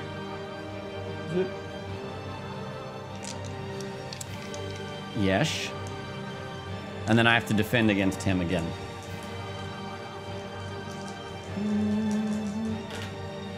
Okay, I defend for 4. He deals 1 damage to me. Suck. And you may not have noticed, but visually, I had my claymore still equipped, but that's just a bug. That's just a visual bug. Because, as I said, I intend to always swap back to my broadsword and shield. Oops. Gotta love bugs. So they only have 1 health, which means I can just poison them and then run away, but they chase me, so not a huge advantage there. Oh, I didn't move this guy, I'm sorry. Oh, he hasn't gone yet. This guy's gonna move there to get closer to me. And try and push me. He does not reach me, blah, blah, blah. Wait, hold on. What's on this purple? Anything? I don't think there's anything there. Nah. Wait. Oh, there is. There was a chest there. That's okay. Where did the chest go? Gundyr, please. Whatever. We've already opened this chest. But it needs to be there to show blockage of movement. So he can't move directly at me like that. He'll go this way, towards me. And I think what I will do is... I'm going to spend 2 stamina to do my dash in attack. Bloosh. And then attack with a black and a blue. Come on, baby. I deal 2 damage, which does not get through his armor, unfortunately. That sucks. But he does get poisoned, which means he'll die at the end of his next turn, since they only have 1 health. Bad rolls, rip.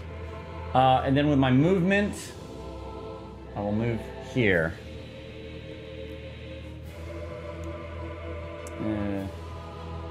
This will be interesting. Try jumping, therefore loot ahead. Okay. Alright, their turn is up. We'll say this guy goes first. He's going to move in and attack me, which pushes me also. So for 5 potential damage. Blocked! All 5 of it. Get wrecked, fool. And then the next one is also going to move to me and then attack for 5 damage and push me, which I have to defend against yet again.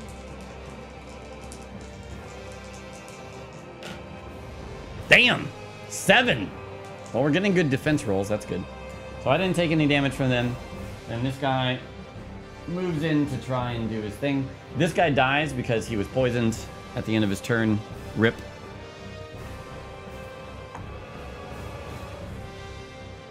Okay. And now I'm going to try and do this better this time. I'm going to restore my stamina here. And then use the same tactic of charge attacking in, which cost me 2 stamina. Back again. And yeah, roll some damage. Yeah, there's no... Oh, God damn it, 2 damage again. Okay, well, he's poisoned. I'll just keep dodging, that's fine. Poison. With my normal movement, I will move there. My free movement. And back to them. Back to them. He attacks me, pushes me. I have to defend.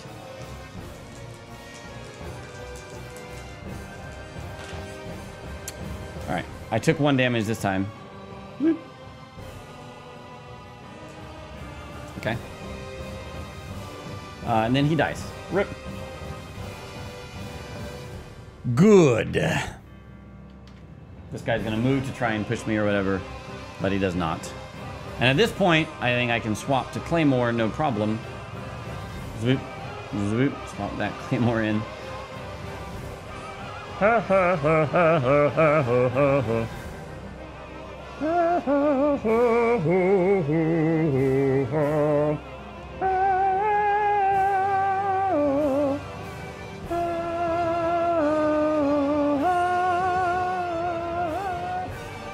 All right, and beginning of my turn, I restore stamina, and then pop my big ass attack for 4 stamina. Because I can. And roll some damage. See if he explodes. Claymore equals nuke. Something like that, yeah. Zvonk. 5 damage plus the 1 on it. He's dead. Get fucked. Got him! Okay. Whew. So I took 2 damage, which sucks. Oh, wait, no, wait. I'm dumb. The damage doesn't persist after the encounters, so it doesn't matter. All you have to do is survive the encounter, and you're good. Damage does not persist between encounters. So, got him. I have 2 souls with which to spend on items, which we're going to. First one goes. And then we're going to be fighting the Titanite demon, my friends. Oh, this is convenient. I got an Ember. So an Ember restores us to Embered status. And anytime we would take 3 or more damage... Anytime we would take 3 or more damage, you reduce that damage by 1. Which is awesome. If the Titanite demon nukes us pretty hard, like... Well... It still sucks, but it's 1 less damage.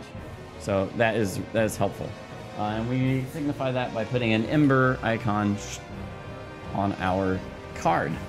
The chest has already been opened. Chests do not respawn whenever you die or sit at a bonfire, so...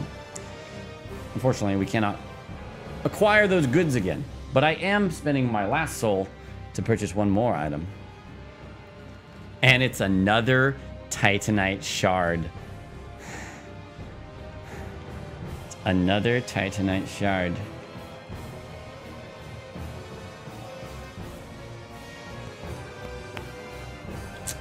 Cool. Nice. All right. Time to bring in the bad boy. It's time to bring in the bad boy. And the way we do that, I just ran out of table space, so this is why I'm doing it this way, but... Boss room. That's right, Vort. Boss room. Here's the fog wall. Fog gate.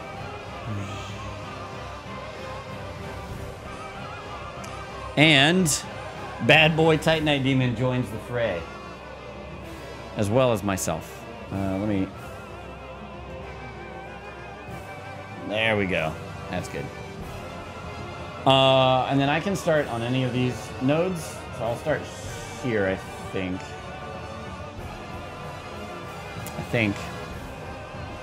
Now, this is the first time we've reached the boss on this session. 1 second.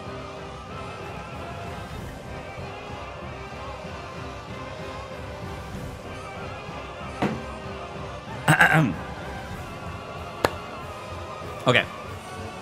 Here's how bosses work. They're kind of a giant leap from the standard enemy. So, let me put this... I'll just leave this here, actually. So here's our Titanite demon bro. Here's our Titanite demon. Top right, he has 22 health. He has the permanent Ember effect, which is if he takes 3 or more damage, you reduce the total damage by 1. These colors at the bottom determined which encounters we faced along the way to him. You pull cards from the different decks in order to do that. He has 3 physical resistance, 2 magical resistance. Our Claymore is going to come in big time handy trying to damage him. But we got to be safe about it. This fire icon means once he reaches 10 health, we shuffle in a new ability for him, which will shake up the fight. He has 4 total abilities by default, which I will show you here. He's got 5 total regular abilities. So, they each are basically their own AI, and they will determine how he moves, how he attacks, and all of that. So what we're going to do is we're going to shuffle his attacks and remove one of them. So we won't know which one is in there. Which one is not in there. Sorry. And then... Okay. He's got a couple of heated up... Hold on, let me make sure I didn't have that in there. No, yeah, we're good. So Shuffle Reno. The worst attack we've seen is he has a lightning bolt that deals magic damage, and we don't have very good magic defense, so that usually does some serious damage to us. Yes, I will look at one, don't worry. So shuffling, blah, blah, blah, blah, blah. And this one is not in the fight. They have a mechanic where, depending on the number of gravestones in your previous encounters, which we have 1, The gravestones are just the things that block your movement. For every gravestone, you get to look at one ability. It is double swing. So this is an attack where he moves forward, does an attack, and moves forward again, and then does an attack. Is it possible to keep running away to learn his pattern? Yeah, but he might still catch you. He can move pretty far, depending. So double swing will not happen until the entire deck is played. He uses all the rest of his abilities.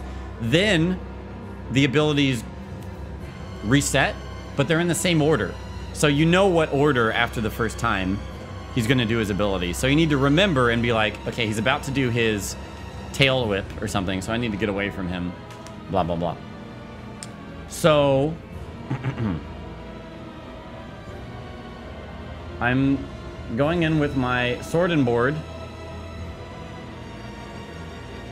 And I think maybe the smart idea would be to play defensively until we know his abilities. And then, knowing where the safe and weak spots are on him, we will exploit those with the Claymore. Natanator, thank you for that resub. Sorry guys for all the resubs and stuff that I haven't been addressing. I have the alerts silenced for the stream just so they don't detract or distract from the experience. Now bosses not only have those abilities that make them unique, but they also have arc-based attacks.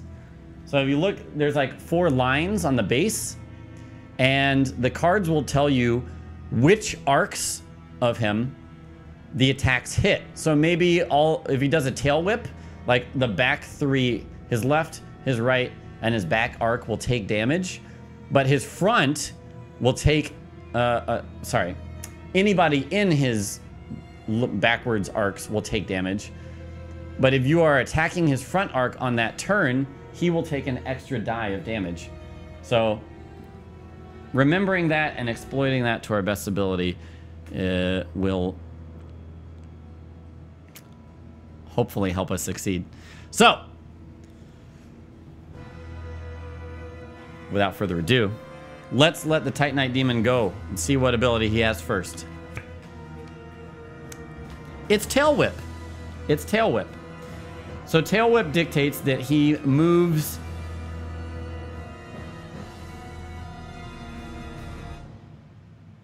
This is perfect. This is perfect because there's no way that he can hit us with this attack. So he moved towards the nearest target. 2 spaces, pushing people out of the way. Blomp, blomp. And he looks at the target that he's chasing. And that could have been this. That could have been this. All of them, he is one space away from us, facing us. And here's the description of the attack arcs. It's like I said, these 3 green ones are where he will hit. So his left, right, and back zone will take damage, but his front will not, and he's weak in the front. So he's not going to hit us, and we are standing directly in front of his weak spot. So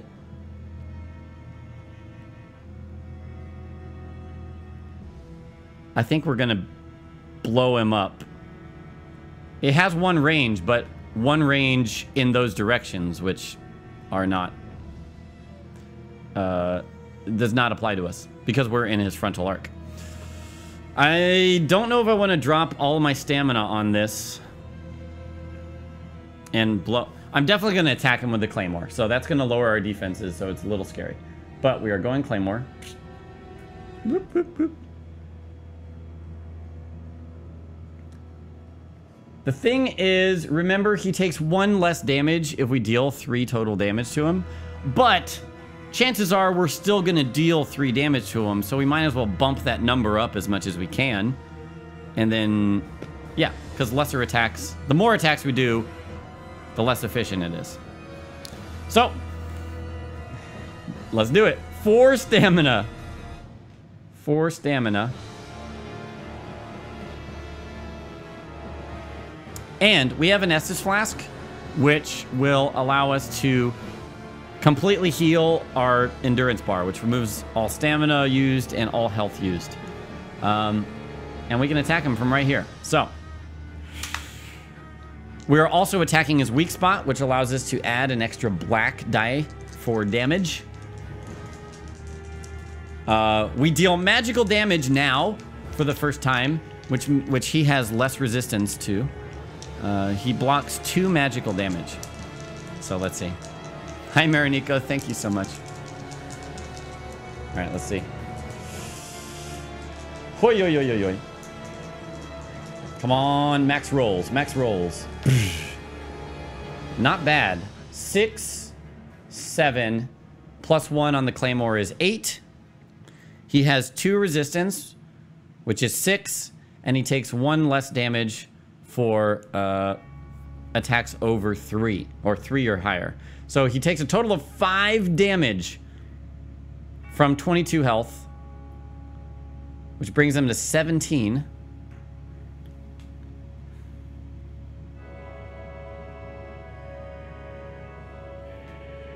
Let me see when you can... Let me see when you can swap weapons. I think...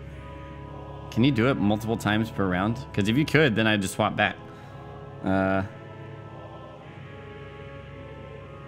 Equipment slots, 12. Oh, actually, it's in the combat basics. Character activations. They may swap items between their backup slot and hand slots. Oh, no, this is at the start of their activation. Yeah, no, I can't. I can only do it at the beginning.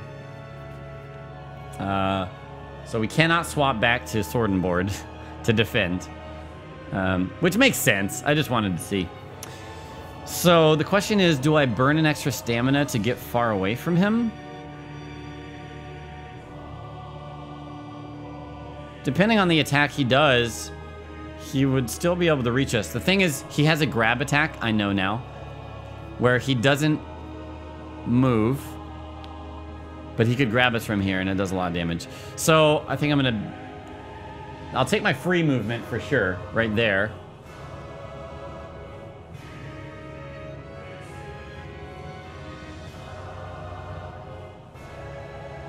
I know there's one ability where he just does a 180 and then does an attack, and that potentially would not hit us. So, I mean, if RNG is kind, he would do that, right? Lightning Bolt cannot kill me. It does 5 damage, and I can defend against it a little bit. A little bit. That's it. We would probably have to S this if we, yeah. But I think I'm going to stay there because I don't want to use too much stamina. Also, yeah, if I use an extra one and he does Lightning Bolt and he does max damage, then I die. Oh, I do have Ember. That's right. That's right. That's right. Yeah, no. We're going to keep it this way. His next attack is Lightning Bolt. So he actually moves backwards once. That kind of sucks a lot. And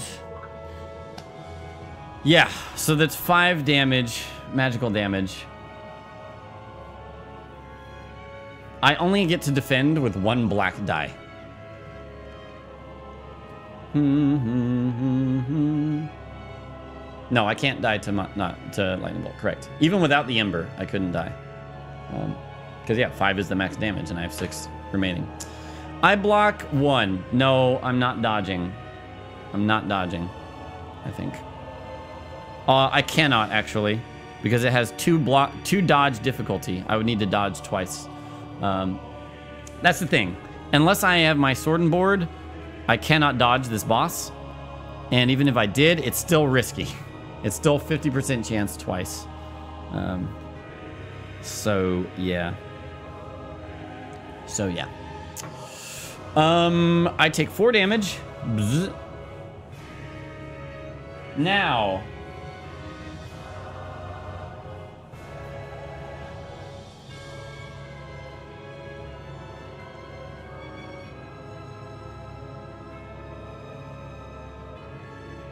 You know what?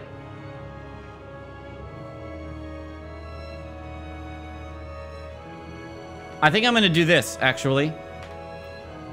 Once per spark, I'm going to use my heroic ability. Huh? Oh, Ember. Wait.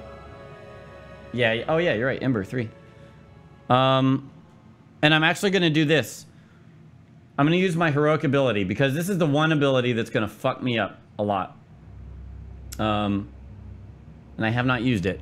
Once per spark, after making a block roll, the knight may roll an additional... That's not it. That's not the roll. Knight may make an additional blue die and add it to the roll, which can potentially nullify all of this damage, which would be incredible. So let's go ahead and pop that. We're popping this now. Heroic ability. Blump.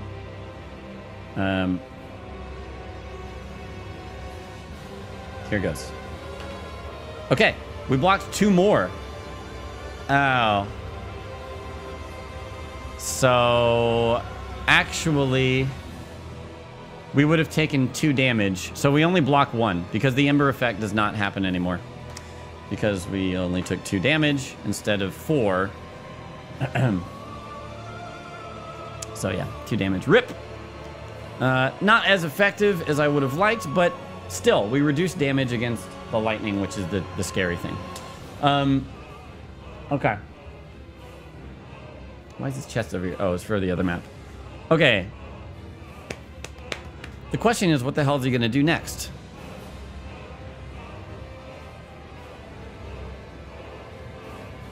I'm going to swap back to sword and board right now. Restore 2 stamina. Yes. Shield.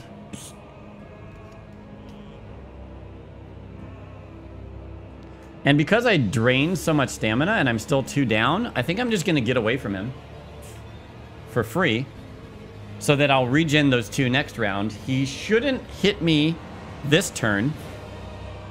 And hopefully he just comes closer to me. Well, he might hit me, actually, if he... No, he couldn't. He couldn't. But hopefully he does something where... Well, we'll see what he does. There are 2 sparks left on the bonfire. Alright, so we're just going to regen all that stamina back. We're going to see what he does. He does... Oh, interesting. He does Vicious Swing. Interestingly enough, he does not move. He turns 180. Wham. And then he attacks his front, right, and back. So he doesn't hit me, but he also doesn't get closer to me. So that kind of sucks. The problem is, the more turns we spend doing nothing, the quicker lightning bolt will come up. And then I will get wrecked.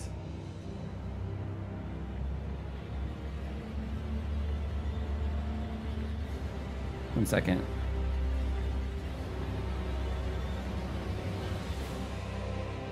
Okay. Accurate AI. He really hates that wall. He does. Both walls, in fact. All right. And see, now the next attack could be a grab. All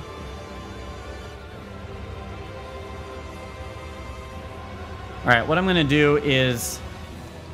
so it's my turn. I restore my stamina. I'm going to move up 1 and then sprint for another. Just to be right there. I'm outside of his grab range in case it's grab. But I'm close enough. Double swing is not next. No. There's one more ability and then double swing. Wait a minute. Wait a minute. Oh. Actually, double swing is next. Double swing is next. He only has 4 abilities. I had 5 in the deck. In which case, yeah, we know the double swing is up next.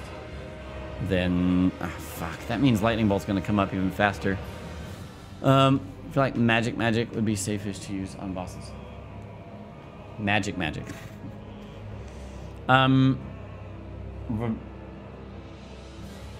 Okay. So, double swing comes up next. We were just staying where we were. And this is what I was... Yeah, attempting to defend against. So, he moves forward... What was his first ability?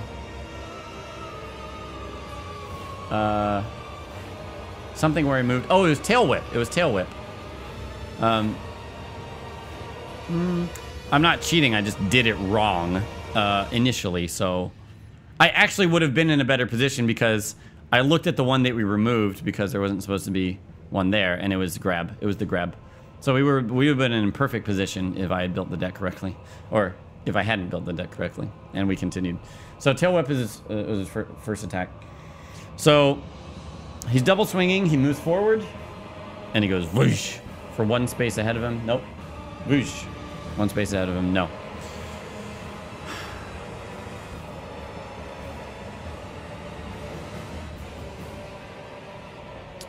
I don't think there's anything I can do to make this Tail Whip better, because he's going to turn and face me and then move forward twice and push me. And because he's in the middle, it doesn't matter where I am. He will push me to...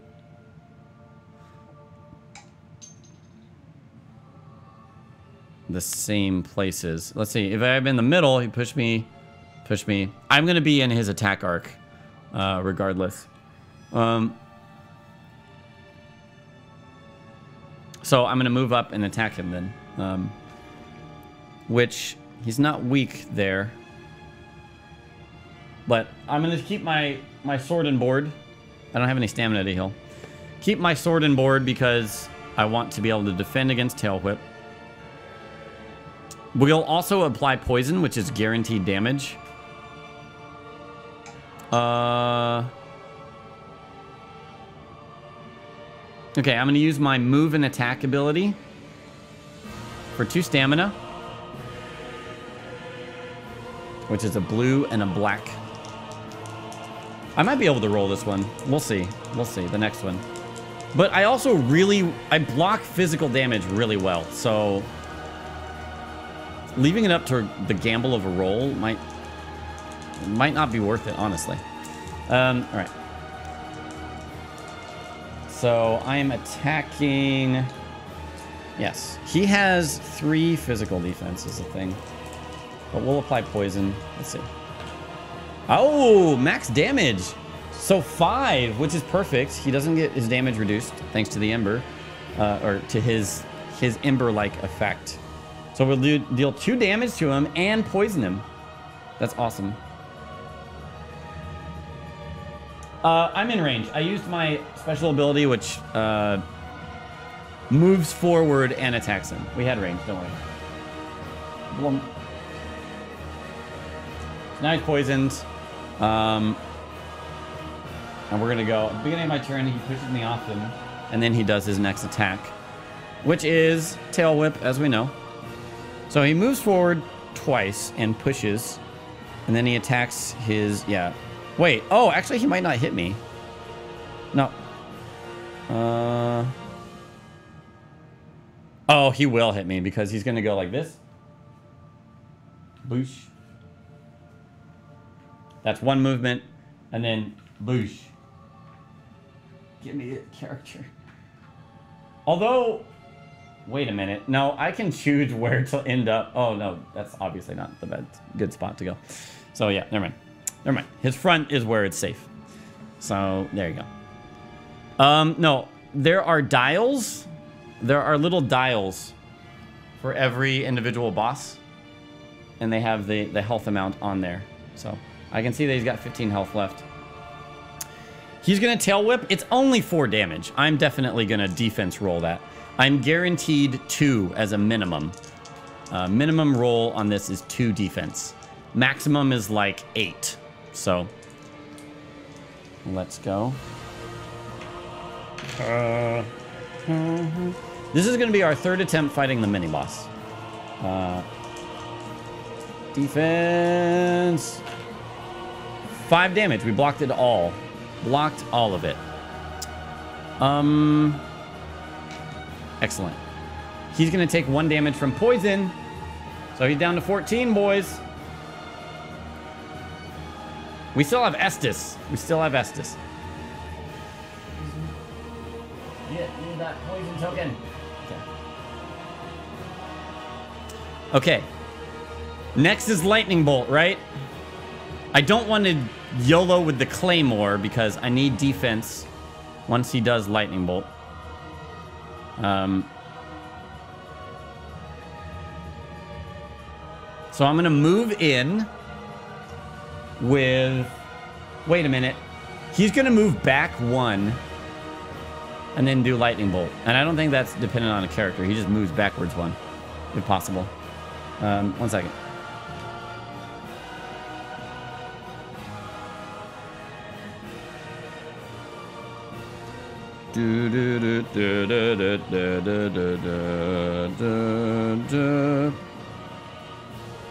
Is this Yorm? Wait. That's Yorm. He's gonna move back, which is gonna push me, I think. Is the order of enemies, bosses always the same? Yes. Enemies go, and then a player goes. And then all the enemies go, and then a player goes. And they have a number to dictate which order the enemies go in. Alright, so I'm walking forward. Doesn't matter where I am. I'm on both of his arcs technically right now. And I'm going to use... sorry, I restored 2 stamina, but I'm going to use those 2 stamina again to attack him. Dancer music. Dancer is one of the bosses, the main bosses of this game. So, we could fight him. We're going to vote. After we kill the mini-boss, we're going to vote on what main boss we fight. I think I know what the answer is going to be, but we'll see. We'll see. All right, let's see if we can get any extra damage on him here. Any sexy damage. Plump. Nope. Nope, he full blocks it, but we do poison him. Which is good. Yes, if I kill the mini-boss, correct. Okay. So now it's going to be Lightning Bolt, which sucks. Lightning Bolt! Yep. He moves backwards once and pushes. So I just get pushed back to here, that's fine. And then he casts... Yeah, he casts Lightning Bolt at the highest threat target, so he will turn to face. Blop. And that sucks. That's no good. My magic defense. It's better now though, since I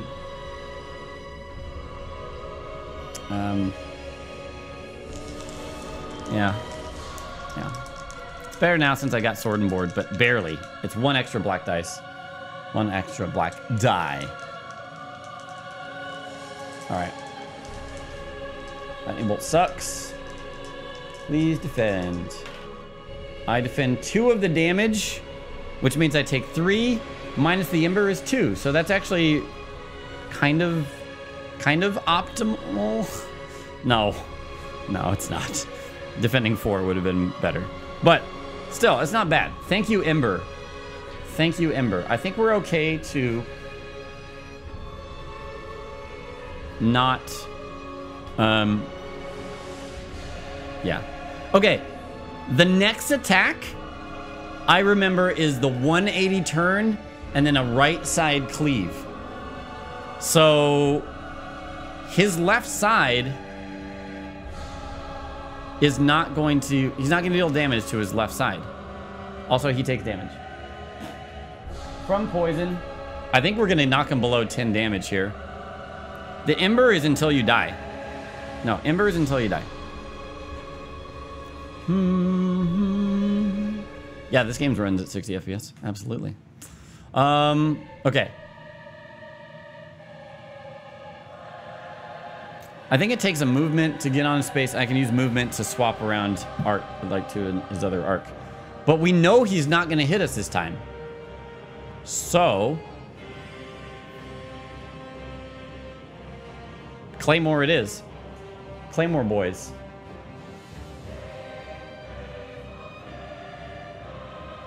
We can take advantage of our knowledge of his AI patterns. And what I'm thinking is we go full wreck on him and then we Estus. Let me make sure we can Estus after we do stuff.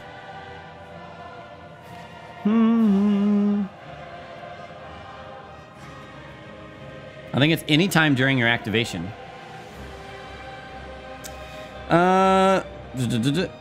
During a character's activation, they may use the Estus flats to remove all black and red cubes. No. No.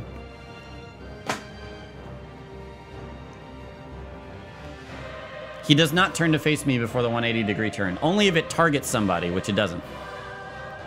Which it doesn't.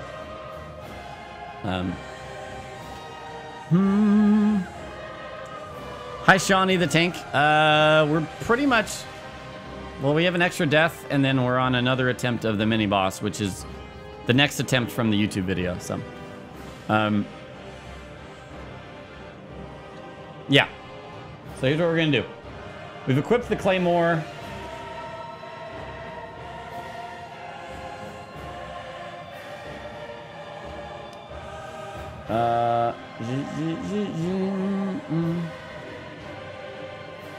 Actually, I'm even gonna wait to Estus until next round.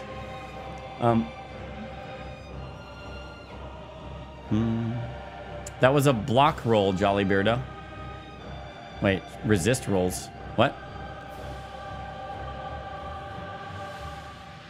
I don't remember them mentioning resist rolls ever, so.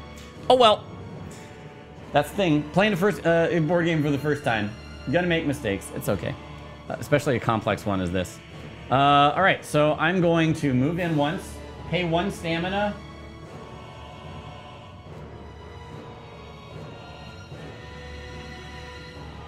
Oh, okay, I see what's going on here. Oh, fuck, this isn't working how I had anticipated. But this is okay. This is still fine. What's he gonna use after the flip thingy? He does the double attack, which I think will swing at me once. All right. Okay. I'm just gonna do. So I spend 1 stamina to get to that arc on him.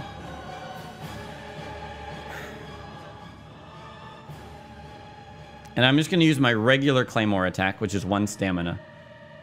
We're gonna go ham on him next turn. So it's still 2 blue dice plus 1 damage, which is really good for default.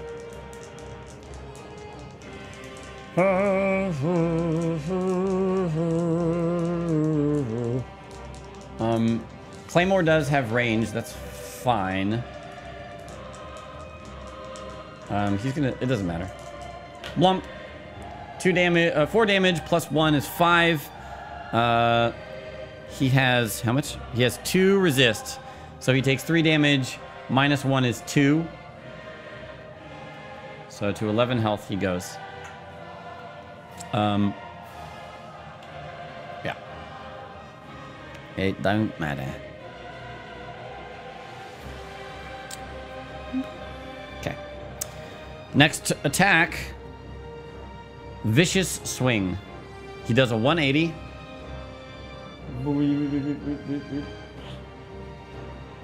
There it is. And then he does a Vicious Swing for 5 damage that only...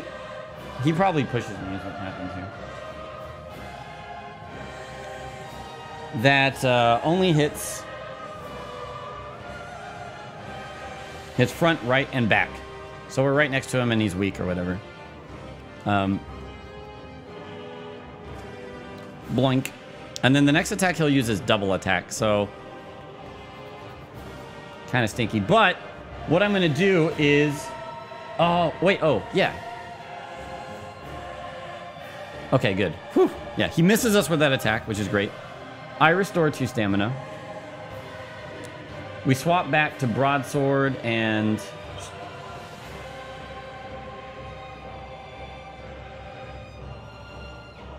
other thing. Let me see here. I might have to use Estus at the beginning of my activation. The reason I think this...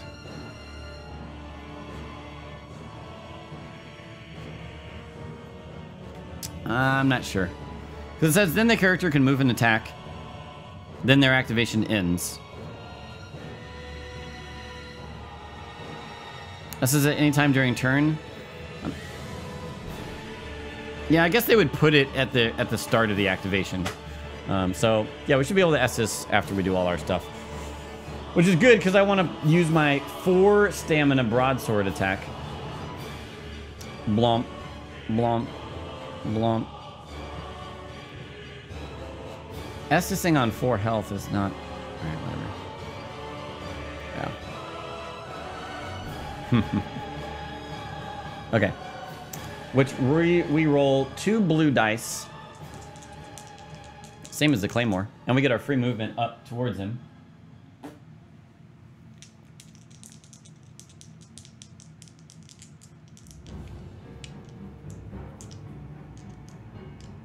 Yes. Okay, cool. Want to go for Claymore because I have to defend against attacks the next time.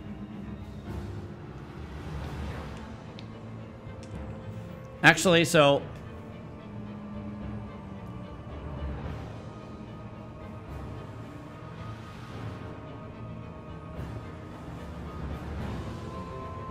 Okay. Let's do Claymore. Reason being, I was expecting to take... oops, sorry. Take 2 hits from the double attack next time. But the first one, he's going to push me. 1... And that's going to push me away. And he's going to do the first of the 2 attacks. And that's not going to hit me. Because he's going to be facing away from me. Then he pushes me once, and then he'll hit me. So, especially since we have his weak side. And we're going to be able to do this. Boom. We're going to slam on the Claymore damage. Plus 1 black because he is weak to this spot. Ah. Shuffling. Equipping and unequipping, my friends. Maybe I'll be better at menuing after I practice a bit.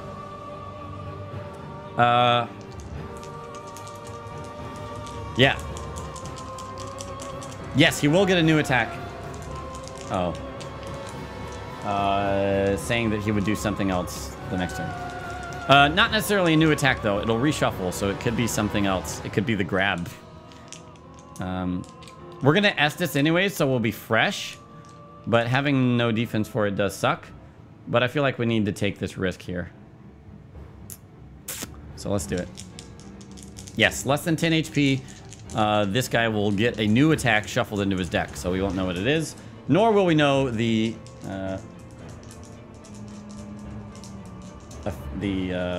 order of attacks will be. So let's just do it. Let's fucking fuck him up. Come on, baby. I don't think...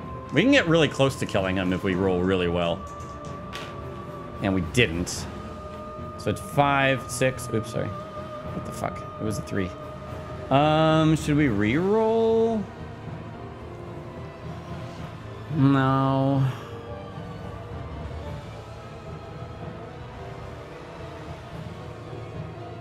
No, we shouldn't. We shouldn't. Yeah, anti-heat up card, which will potentially be much more powerful. So he's going to take 3 damage, minus 1 for his Ember type effect. So he only takes 2. Wait, no, wait. 5. No, yeah, that's right. No, 6. Sorry. Plus 1 on the Claymore. Minus his defense gives us 4. Minus his Ember type effect gives us 3 damage. He's at 8 health. He's at 8 health. I'm Estusing. Blop. Otherwise, we're fucked. So Estus goes, which removes all our diddly squats. I don't know why I call it a diddly squat. But now all we have left is a luck reroll. Which is good. Rerolls are good. But we don't know what the fuck's gonna happen. So let me just double check. Because he's entered his heat up phase.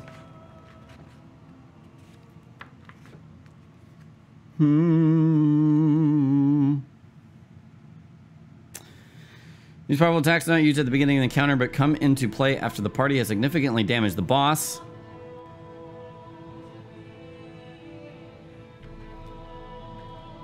Why isn't it?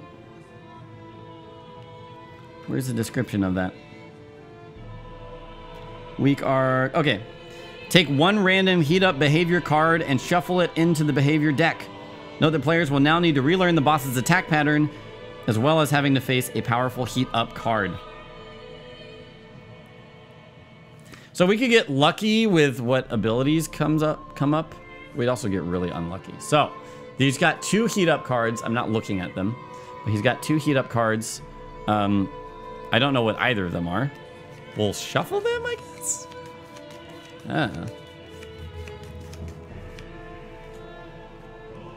Put it into the behavior deck, and now we shuffle the behavior deck.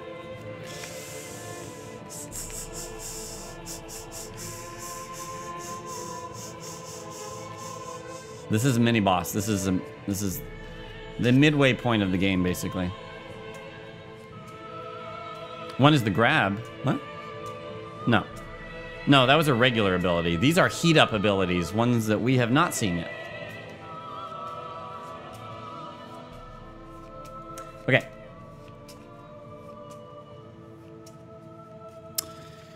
All right. It's his go.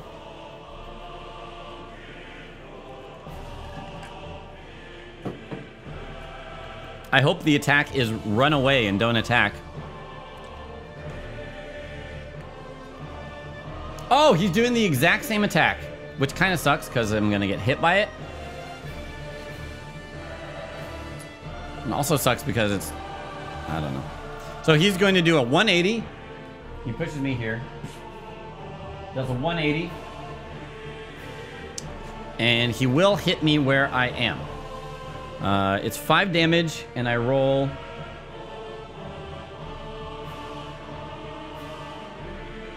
one black, 1 blue for defense. So we could dodge all the damage. We'd also only dodge one of them, and that would suck. But we'll see.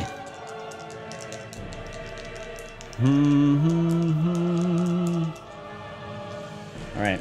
Where are some stairs when you need them? I know, right? Nice! 4 damage is blocked, so I take 1. That's pretty good. I can live with that. Well, literally and figuratively. Okay, so...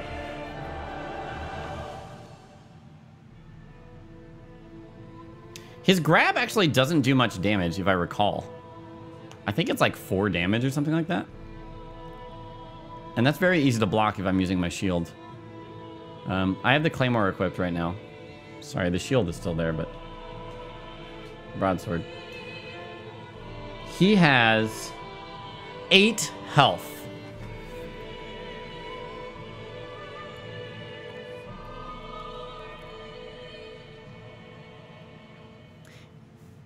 If I go balls to the wall with the claymore attack, I could take 5 damage. Otherwise, we can just turtle up and try and do that with poison a little bit, and then try and finish him off with a big claymore hit. We can re-roll.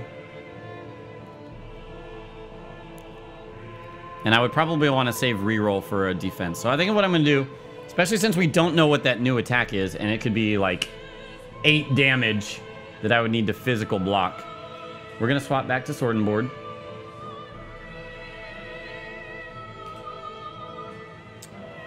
And,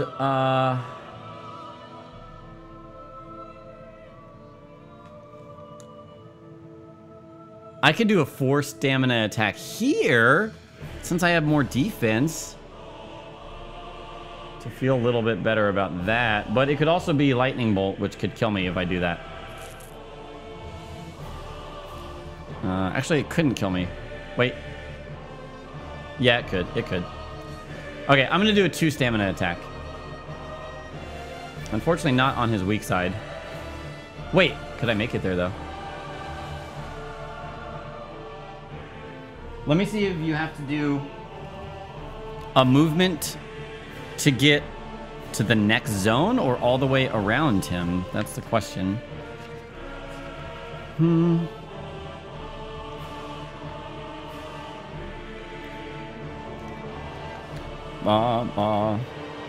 the character moves on the same node as the boss, the character must remain on the arc they were before moving. Character was in 2 arcs before moving, blah, blah, blah.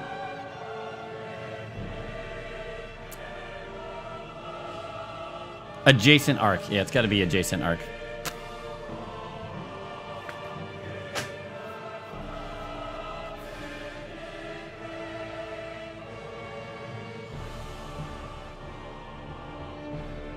So what would be better? 3 black dice or 1 black and 1 blue?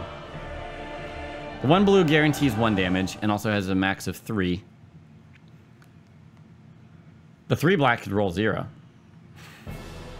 Because I can do both for the same stamina cost. The max on 3 black would be 6. And the black and the blue would be 5. But again, the minimum is, it's just shifted.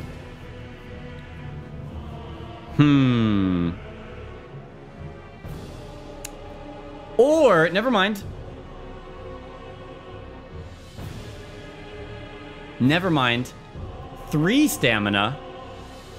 3 stamina cost for 2 black, 1 blue. Plus poison. I'm going to do that. So, here's what I'm doing. With my free move, I move to his zone here. Then I pay 1 stamina to sprint to his front. Then I use 2 stamina to use his move, my move and attack ability to get to his weak side over here. I'm not on a node, I'm on his actual zone. On his actual zone. Sorry if I go quiet when I lean forward. And we get 2 black dice, 1 blue die. Because we're hitting his weak spot. So that's 6 health that I can take with defensive mode. I think that's pretty good. I think it's pretty good. Let's see.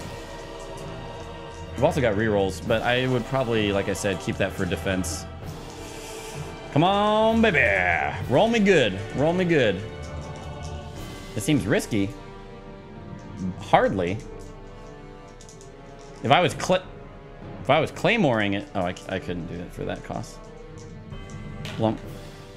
3, 5. Okay. He has... Damn. Oh, no. Yeah. This is good.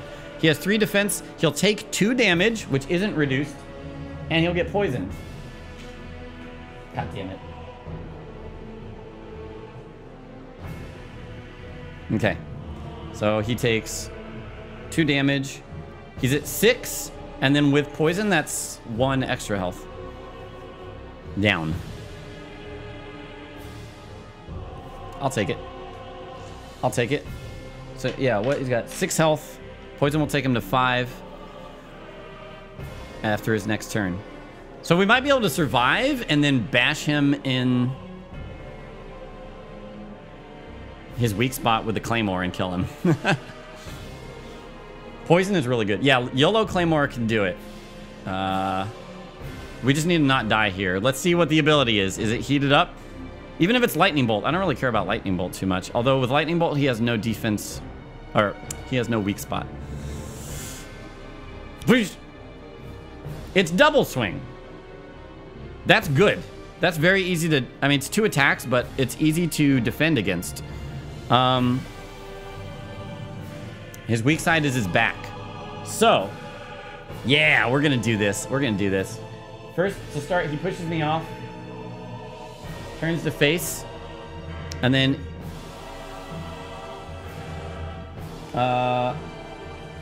yeah. He moves once, pushes me, and then does a physical attack. I think we got this. I think we got this. Easy to block. Even if I miss all of it, I'll still survive. And this should be doable. We'll see. Yep, blocked 6 damage, no problem. No problem. And then he moves, he does that again. Push. And then attack. Yeah, he's weak at his back. So if I have 6 nodes open, we can YOLO attack on his back. And he's almost guaranteed to die. Come on, block this, block this. 4. Perfect. Full block on both of them. Woo. All right. You ready? You ready? Oh, he takes 1 damage from the poison. Oh, God. That's still a lot of damage that we need to do. We need to do 7 damage? No, that's not guaranteed at all.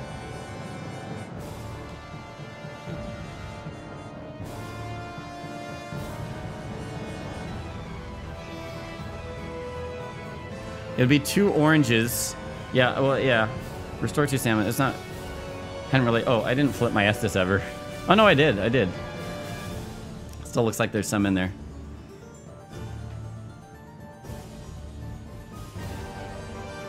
Yeah, so if I deal 7 damage... Oh, no, I need to deal 8 damage because of his Ember effect. So he has 2 magical defense, which my Claymore deals magic damage. He has 5 health, and he has that reduce attack damage by 1 thing.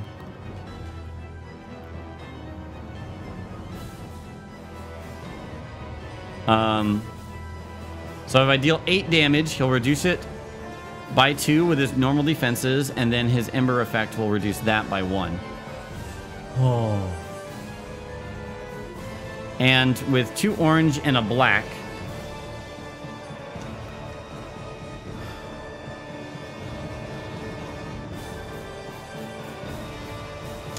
Odds are that I cannot hit that damage. So I'm not going to do that. I'm going to bide my time. Here's my turn. We're going to restore 2 stamina. And I think we're just going to do the same thing. I'm going to move in. He might grab me, but again, that's physical defense, and it's no problem. So we're going to... I'm going to move in on his front arc for free. I'm going to cube move to that quadrant, and then I'm going to use my 2 stamina attack to swing around to his butt and hit him where he's weak. So that's 2 blue and a black right there. He's huge. We haven't seen the heat attack yet. No. I hope the heat attack isn't like some sort of giant magical damage attack, because that would suck. All right. Hit him in the butt.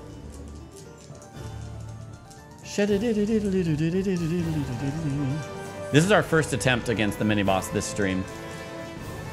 Thanks for using my humble bundle link. That doesn't even display on the screen correctly, but you can still read it, more or less.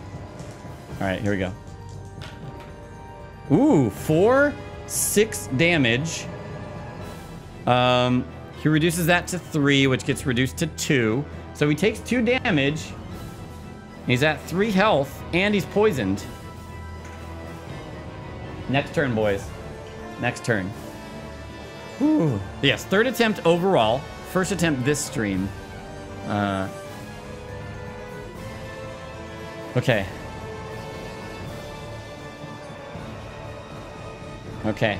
I think it's time to find out what his frickin' heat ability is, right? There's 3 abilities left, though. We might not see it.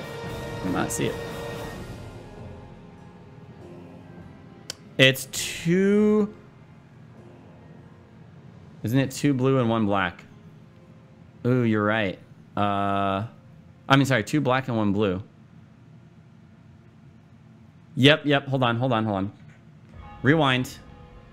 I will re-roll. Oops. Damn. I fucked up. I will re-roll the best. Oh, yeah. I need to punish myself. I will re-roll the best roll, which was a 3, unfortunately. Come on, roll a 2. That would be still nice. Because that would still be the same amount of damage. Okay, it's 1. So he takes 1 damage. So he's at 4 instead of 3. Not bad. Not bad. Reroll all. No, I'm just gonna reroll the best of the one that I... Yeah. It's okay. Okay. Here we go. Let's see. Lightning bolt. It is tail whip. He's giving it to us, boys. He's giving it to us. Tail whip. He turns the face. Whoosh. He moves forward twice, pushing us. Boom. Boom. And then he attacks behind him. And doesn't hit us. And he takes poison damage. Are you guys ready? Are you guys ready to blow him up? He takes poison damage and is at 3 health. Someone explain what to me? We're Claymoreing. I'm not even going to swap that. Fuck it. Claymore. In the weak spot. Black damage. 3 health left. Moving in. Heal 2 stamina. Cost 4 stamina. Blah. Blah. We have got a lot of stamina used, but who gives a fuck? I don't think we can, I don't think we can't kill him here. Oh yeah, get fucked. 6, 7, 8. He has 2 defense, 6, which reduces the damage to 5 for the Ember effect. And he's dead. He's dead. We did it. Titanite demon defeated. Now, boss loot. How does boss loot work? Because he has boss loot. After the players defeat a mini-boss, place that boss's treasure cards in the inventory. Oh.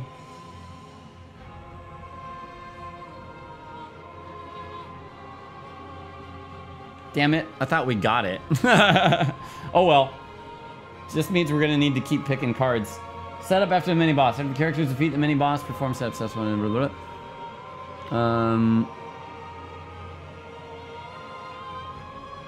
Instead of setting up treasure deck, you'll add treasure to the deck. 5 transposed treasure cards for each character get added to the deck. Then find the legendary weapon cards, shuffle those, and randomly select 5 of them. Okay, so there are tier 2 warrior cards. Let's take a look at them real quick. Well, no, we won't look at them, but I'll tell you what they are. There is Black Iron Great Shield, and we'll briefly look at them. Black Iron Great Shield, it has really good defense. Wait, it said inventory? Huh?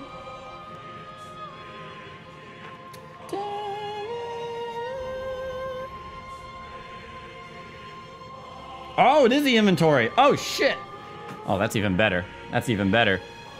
That's even better. So we get both of those.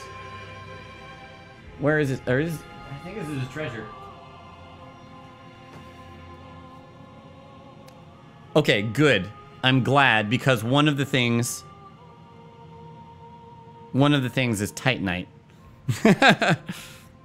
But he drops his Titanite catch pole. Jesus, it does magic damage. Here we go.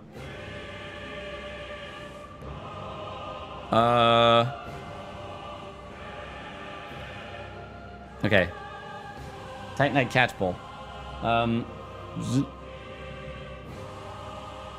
Blink. We can wield it right now. It's a 2-hander. Yes. It deals magic damage, can do 2 blue with a 4. Unfortunately, our Claymore is just way better. Because our Claymore is modded with magic damage and is cheaper to attack with than that is. And it also has range. And this, you cannot attack somebody who's on your same square. So this is kind of poop. It's kind of poop. I mean, this one you can move and then do the 2 blues, which is fine. Although this is AoE. This hits everything on a square, is what that black icon means. So we could cleave. Actually, that's better. That's better. Claymore has a defense too. 1 physical. Yeah, and we can upgrade this. We could put a bleed stone on it or something.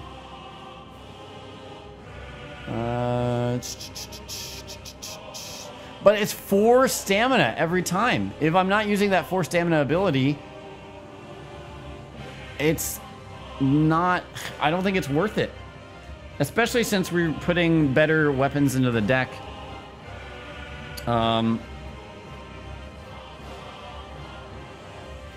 So interestingly enough, this boss reward of Titanite is the exact same thing as the Titanite shard. It's just called Titanite. They do the exact same thing. +1 damage on a weapon. Just one of them is boss loot. Stupid Titanite demon. 4 stamina claymore greater than 4 stamina catch pull. Yeah. Yeah. This one just gives you like a kind of a variety of moving around. So yeah, I don't really care about that. AoE might be good against ONS. Maybe, yeah. Look at what his heat abilities might have been.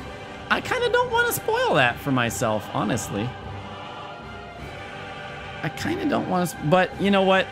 If we play this again, well, we'll probably play with a different mini-boss, right?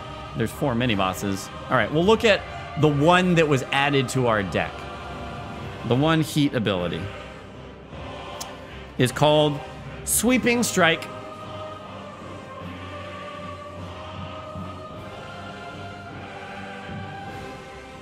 He moves backwards twice and then does an arc in front of him for 6 damage. And it hits everybody. Not terribly scary, honestly. Whatever. Spoilers. We did beat the Titanite demon, yes. Let me separate out the... I'm way more frightened of Lightning Bolt than that attack. I can defend against the melee stuff, no problem. Alright, Titanite demon. Here's your music. Here's other Titanite abilities. So this one's a heat up, this one's a regular.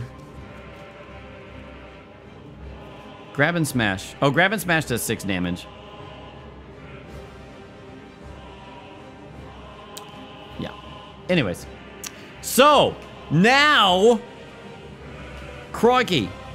Well, before we do the board setup, we're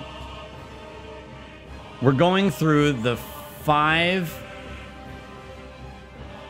upgrade items that the warrior is getting.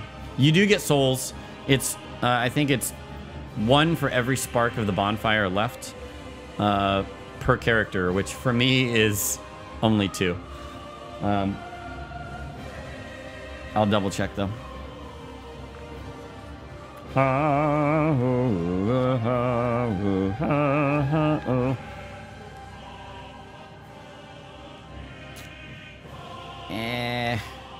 Encounters. If the encounter is a boss encounter, add 1 soul per character to the soul cache for each spark remaining on the bonfire. So yeah, it's 2. It's 2. 2 souls. Alright. So here's the rest of the items that we're adding. We had Black Iron Great Shield, as we saw before. Oh, it actually has an effect on it. What? Ignore icons. It says ignore pushing icons on enemies' behaviors. Certain behaviors. Oh, attack and magic behaviors, I think. Is that right? Where's your magic attack?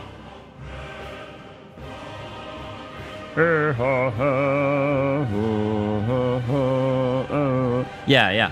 So basically their attacks will not push me. Poise, yeah. But their movement will still push me. Movement would still push me.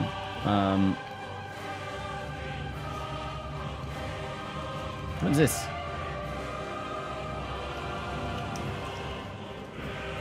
Okay.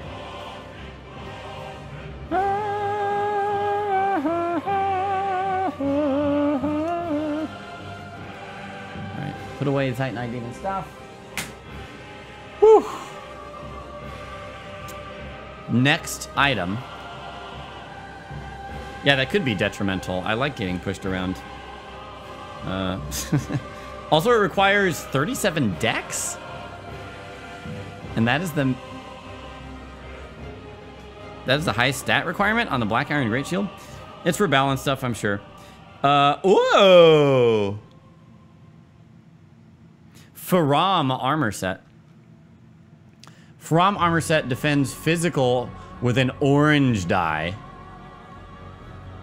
And blue with a magic die. Ooh. I want that. Also has 2 upgrade slots. Yeah, you can't dodge with it though, or it doesn't grant you any dodge business. Okay. Oh yeah. Yeah. Falchion. Focus, please. I can't read you. Falchion is a one-hander that deals 2 blue for 0 stamina. 2 orange for 3 stamina. Has blue magic resist. That's great. Requires faith. Oh, the effect on the other one isn't good because I'm playing solo. Once per encounter at the end of another character's activation, you may take the aggro token. I'm the only thing that enemies can aggro too, so it doesn't matter. That's pretty good though, because that's one-hander, so pair that with a good shield. This is a one-handed, oh yeah. Oh, well, of course, all the shields are going to be that way. 2 blue physical, 1 blue magic resist. Cool. Elite Knight Armor. 2 blue physical, 1 black magic, 2 upgrade slots. Huh. What was for wrong? Ah, 1 orange. Interesting.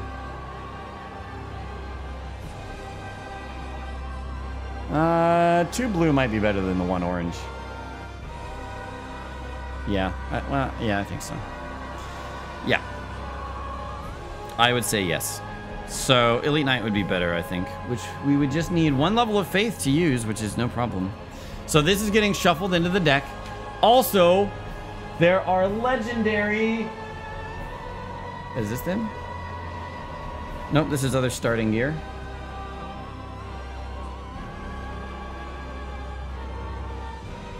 Oh, that's dancer stuff. Where are my legendary weps at?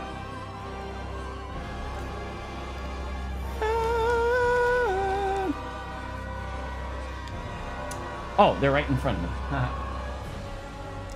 So we're gonna take 5 random legendary weapons. I'll read them all. We won't go over the details because none of them may show up, and it doesn't matter. Sunlight Straight Sword. Dragon Tooth. What the fuck? Dark Sword.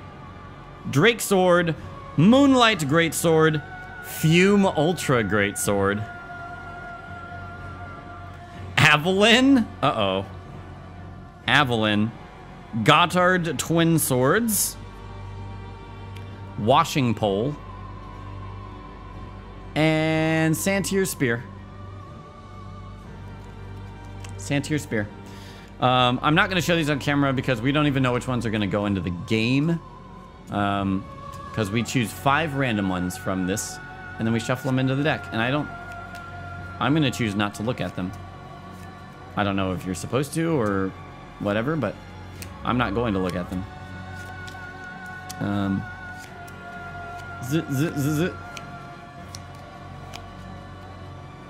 Yeah, there's some Dark Souls 2 stuff we've seen now.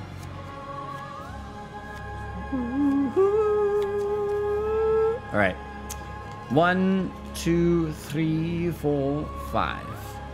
And we'll put the rest of the legendaries over here, I guess. Hold on, what is all this loot? Oh, this is all... I see. Class-specific loot. That's right. That's right.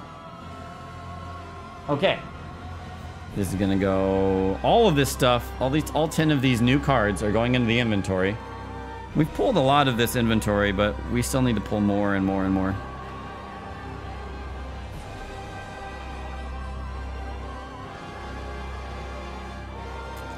I am rigging the deck so that after I shuffle, I will have all of the cards on top. All of the better cards on top. We got 2 souls for killing the mini-boss. It's based... If I had gotten to the mini-boss and killed him without dying, we would have gotten 10 souls. Yeah, we're going to do a boss vote. If a moderator would open a vote... Again, I think I know what's going to win, but we'll see. 2 boss choices. Dancer of the Boreal Valley. Or Ornstein and Smoke. Who will you choose? I want to say... I feel like Dancer would have some pretty sweet... abilities. ONS would just be like, okay, 2 guys versus 1. Yeah. I don't think their abilities are going to be particularly special. So, I know that's what's going to get chosen. But I would like to see Dancers, like, how the AI works through the cards, like doing the spinning attacks and all that shit. But the booty. Do we have a straw poll open? Straw poll open? Because that's where we're voting.